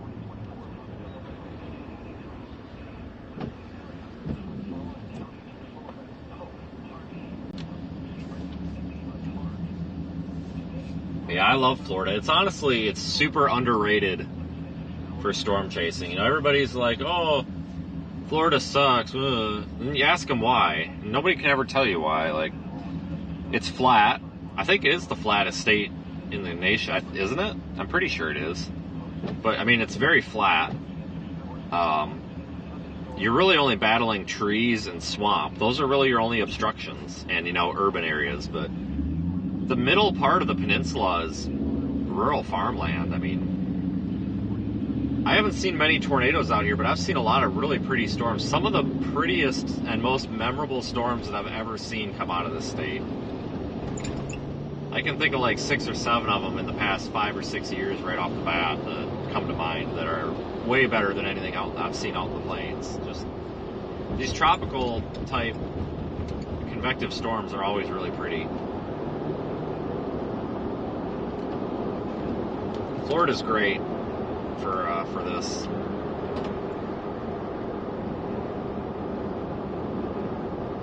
Seriously, why has there not been a single Waffle House at all? This is really strange.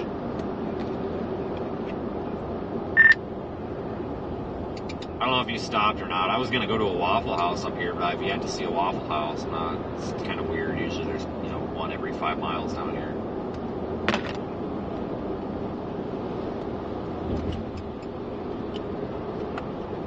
Yeah, where is the Waffle Houses? Yeah, I haven't seen a Waffle House in a while, actually. Yeah, something's not right. Must be a sign of the apocalypse coming or something. This is not normal. Yeah, like Florida has a Waffle House like every 5 feet. Buddy, I'm here. Hello. A car here. Big white truck. Jesus, this guy about freaking just merged over and hit me. But, like, the Florida Panhandle, for example, every 2 feet there's a Waffle House. Like, seriously, you go like a mile down the road, oh, there's a Waffle House over there. Oh, there's a Waffle House over there. Oh, look, there's 2. There's Waffle House after Waffle House out there. But I haven't seen one for a while, so they must just not be very populous here in the peninsula. Pretty view over there, though. Look at that.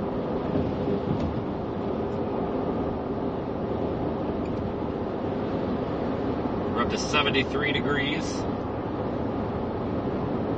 which is, thank God. I'm so sick of cold. I hate cold. I don't know how anybody lives north of I-40. We're at an IHOP, so I mean, you'd think a Waffle House would be lingering around somewhere.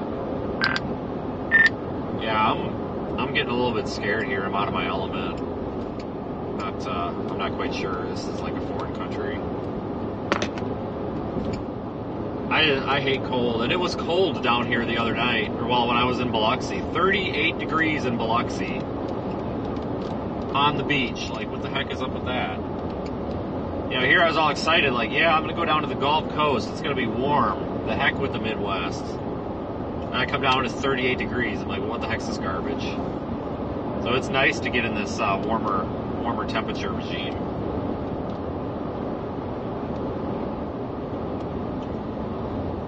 I heart Florida. Seriously though, I like Florida for a lot of other reasons too. It's a very nice, very pretty part of the country. But that's one of the things I like about my job is I don't. Yeah, even looking down at Cape, or like I don't know, I'm calling it. There's a couple of spots I go out with the golf, but that looks like kind of going to Key West. No, I agree. I'm pretty much done. I'm hoping somewhere on this highway, maybe the next town or whatever, we'll have something. Thanks, Darla. Appreciate it. That's what I like about this job is I don't get to. I'm not stuck with the same place all the time, the same commute. You know, if I get sick of Florida, it's no big deal because in a couple of months we'll be in New Mexico. And if I get sick of New Mexico, a month after that we'll probably be in Minnesota and the Dakotas. A couple months after that we might be back in the Southeast. Then after that we might be up in New York for a blizzard. Like, just all over the place, you know. Which is nice because I like to travel. It's fun to get out and adventure and stuff.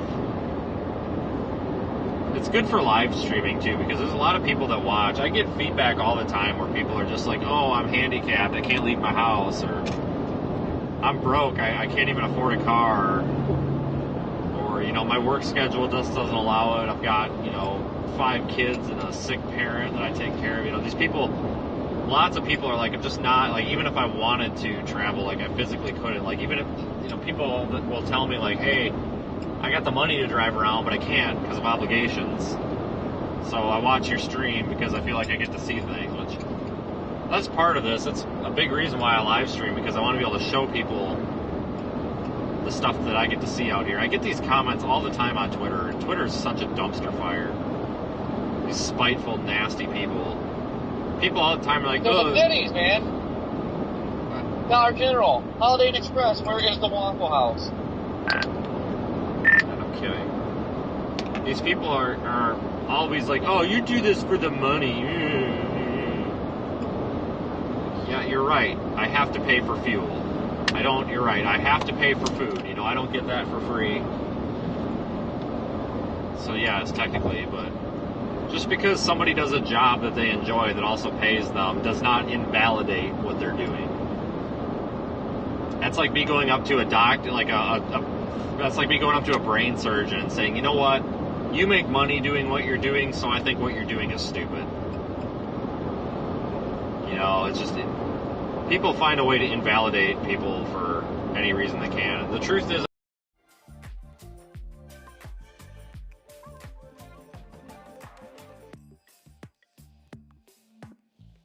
I do make money. I don't on purpose, you know. I do is a business expense, technically. The few.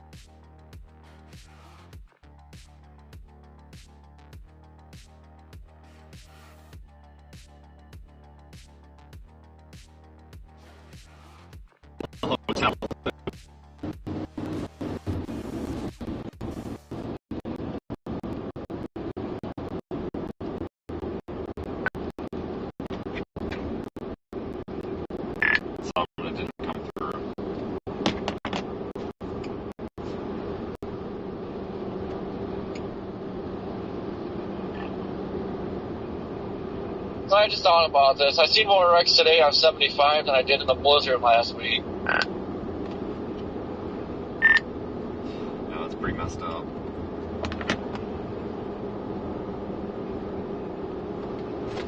Guys, I have no idea why we're in a dead zone here. I don't have the satellite on. That's my fault. I didn't turn it on. I just kind of forgot about it. I have to physically go in the back of the truck and turn the inverter on, but for that, it's on its own separate thing. I normally do that. I just, for some reason, didn't do it today. I have no idea why we're finding dead zones here. It's across all carriers.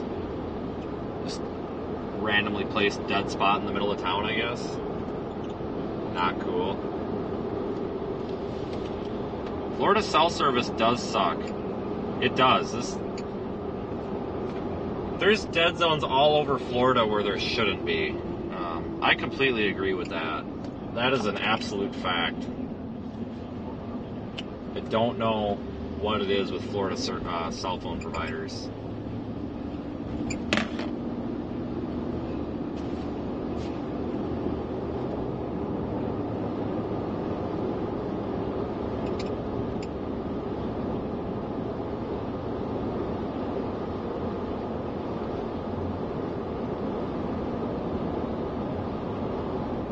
Verizon is a problem, though. I tell you, Verizon's always got problems.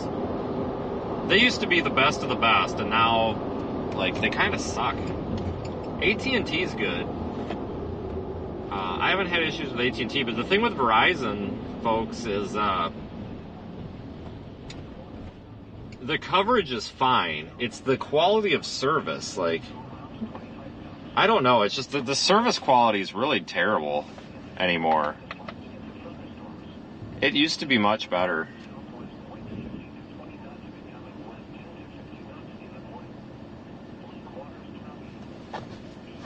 I mean, I've got... how many connections here? I've got 5 cell connections right now that we're bonding with.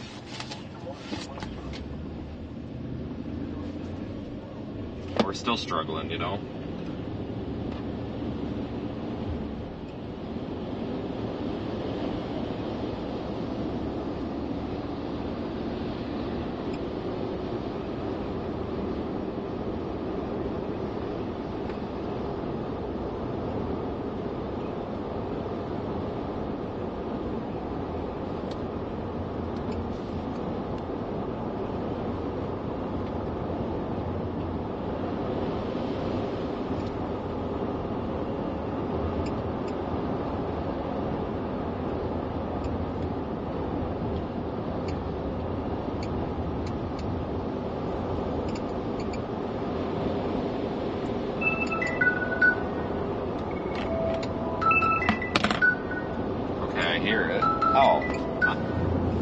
Sorry, I'm trying to find my other phone, and I can't find it, so I had to play the find my phone thing here.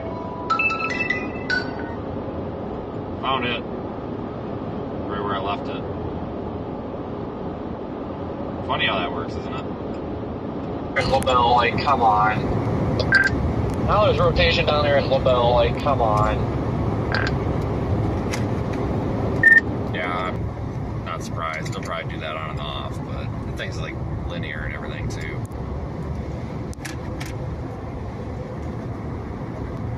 Come on, guys, I'm just testing something quick.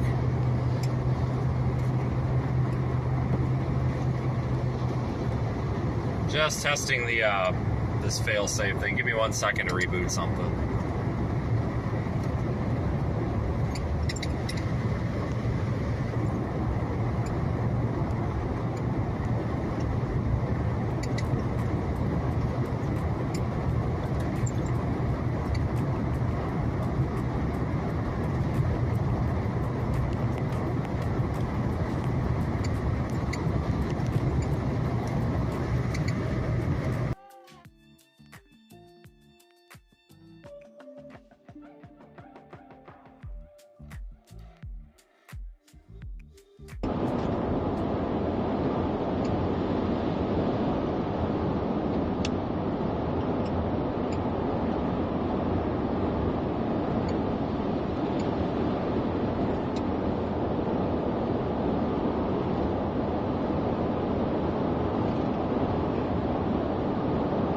just wanted to test something, because I can, a lot of the stuff I can only test while I'm actually live, and I just wanted to test the phone there.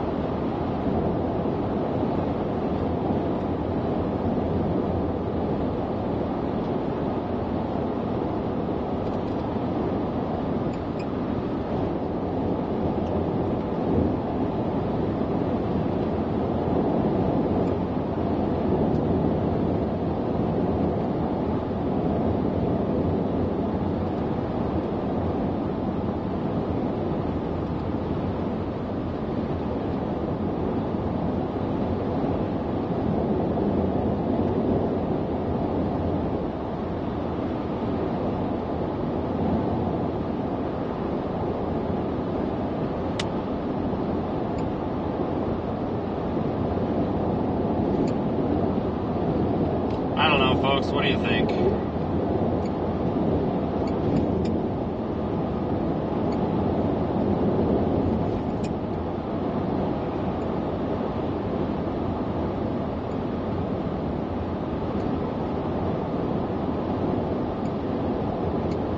Look at the sky.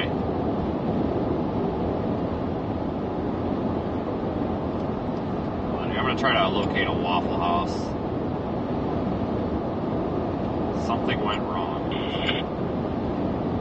Waffle House. God damn it, Google. Waffle House. You piece of garbage. Waffle. You stupid thing. It's not working. Waffle House. You piece of... CarPlay is malfunctioning here. Hold on.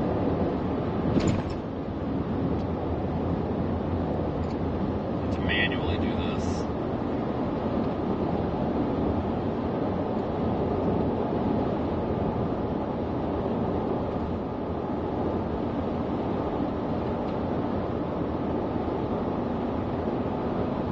Dumpster fire.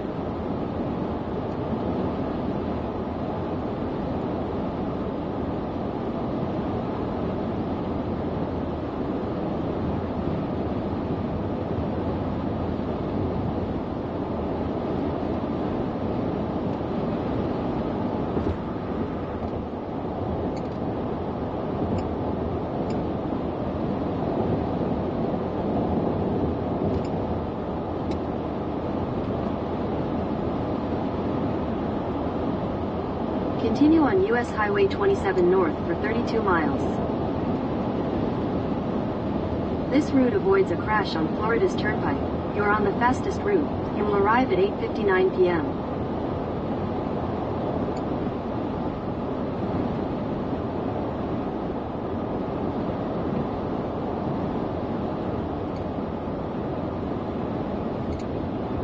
Fantastic.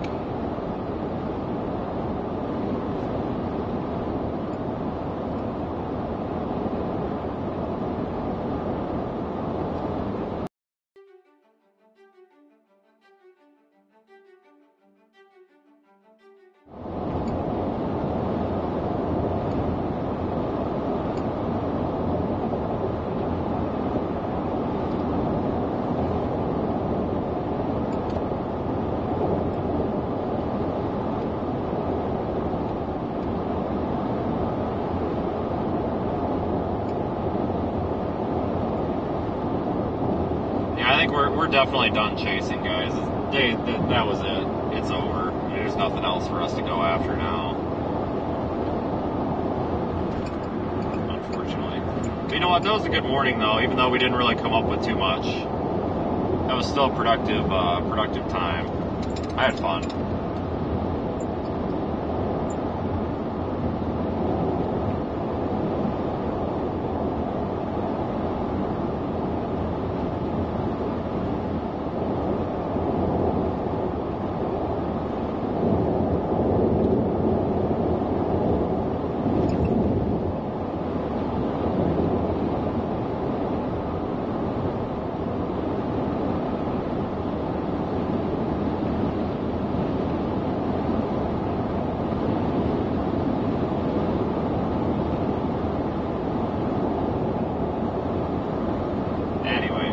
Yeah, I'm going to probably go ahead and shut everything down at this point.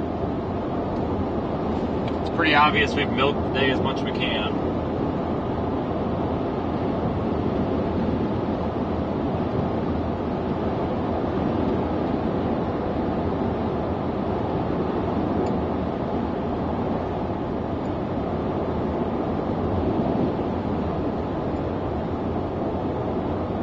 Folks, thanks again for following along today.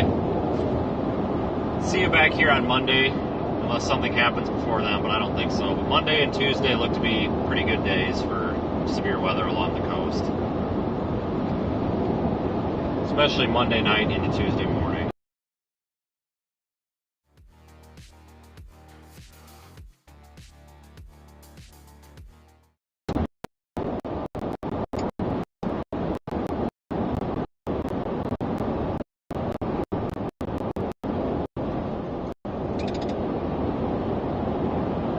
This is a drive I don't make very often, up through middle part of the peninsula.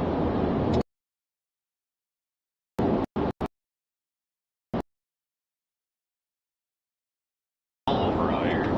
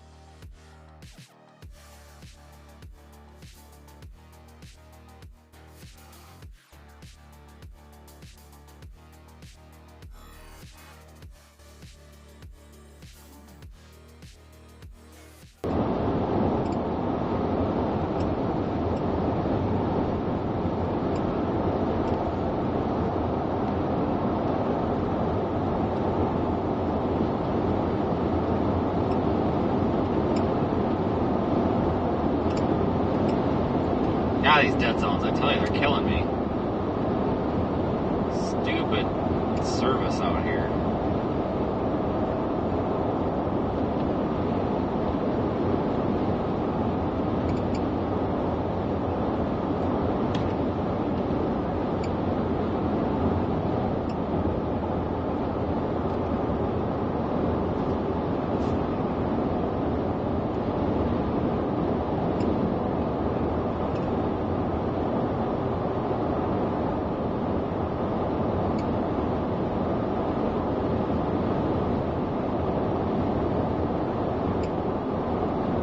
Alright, see you guys again on Monday. YouTube channel members, I'll have some forecast posts out for you at some point tomorrow. Thanks again, everybody, and I hope you all have a really good night.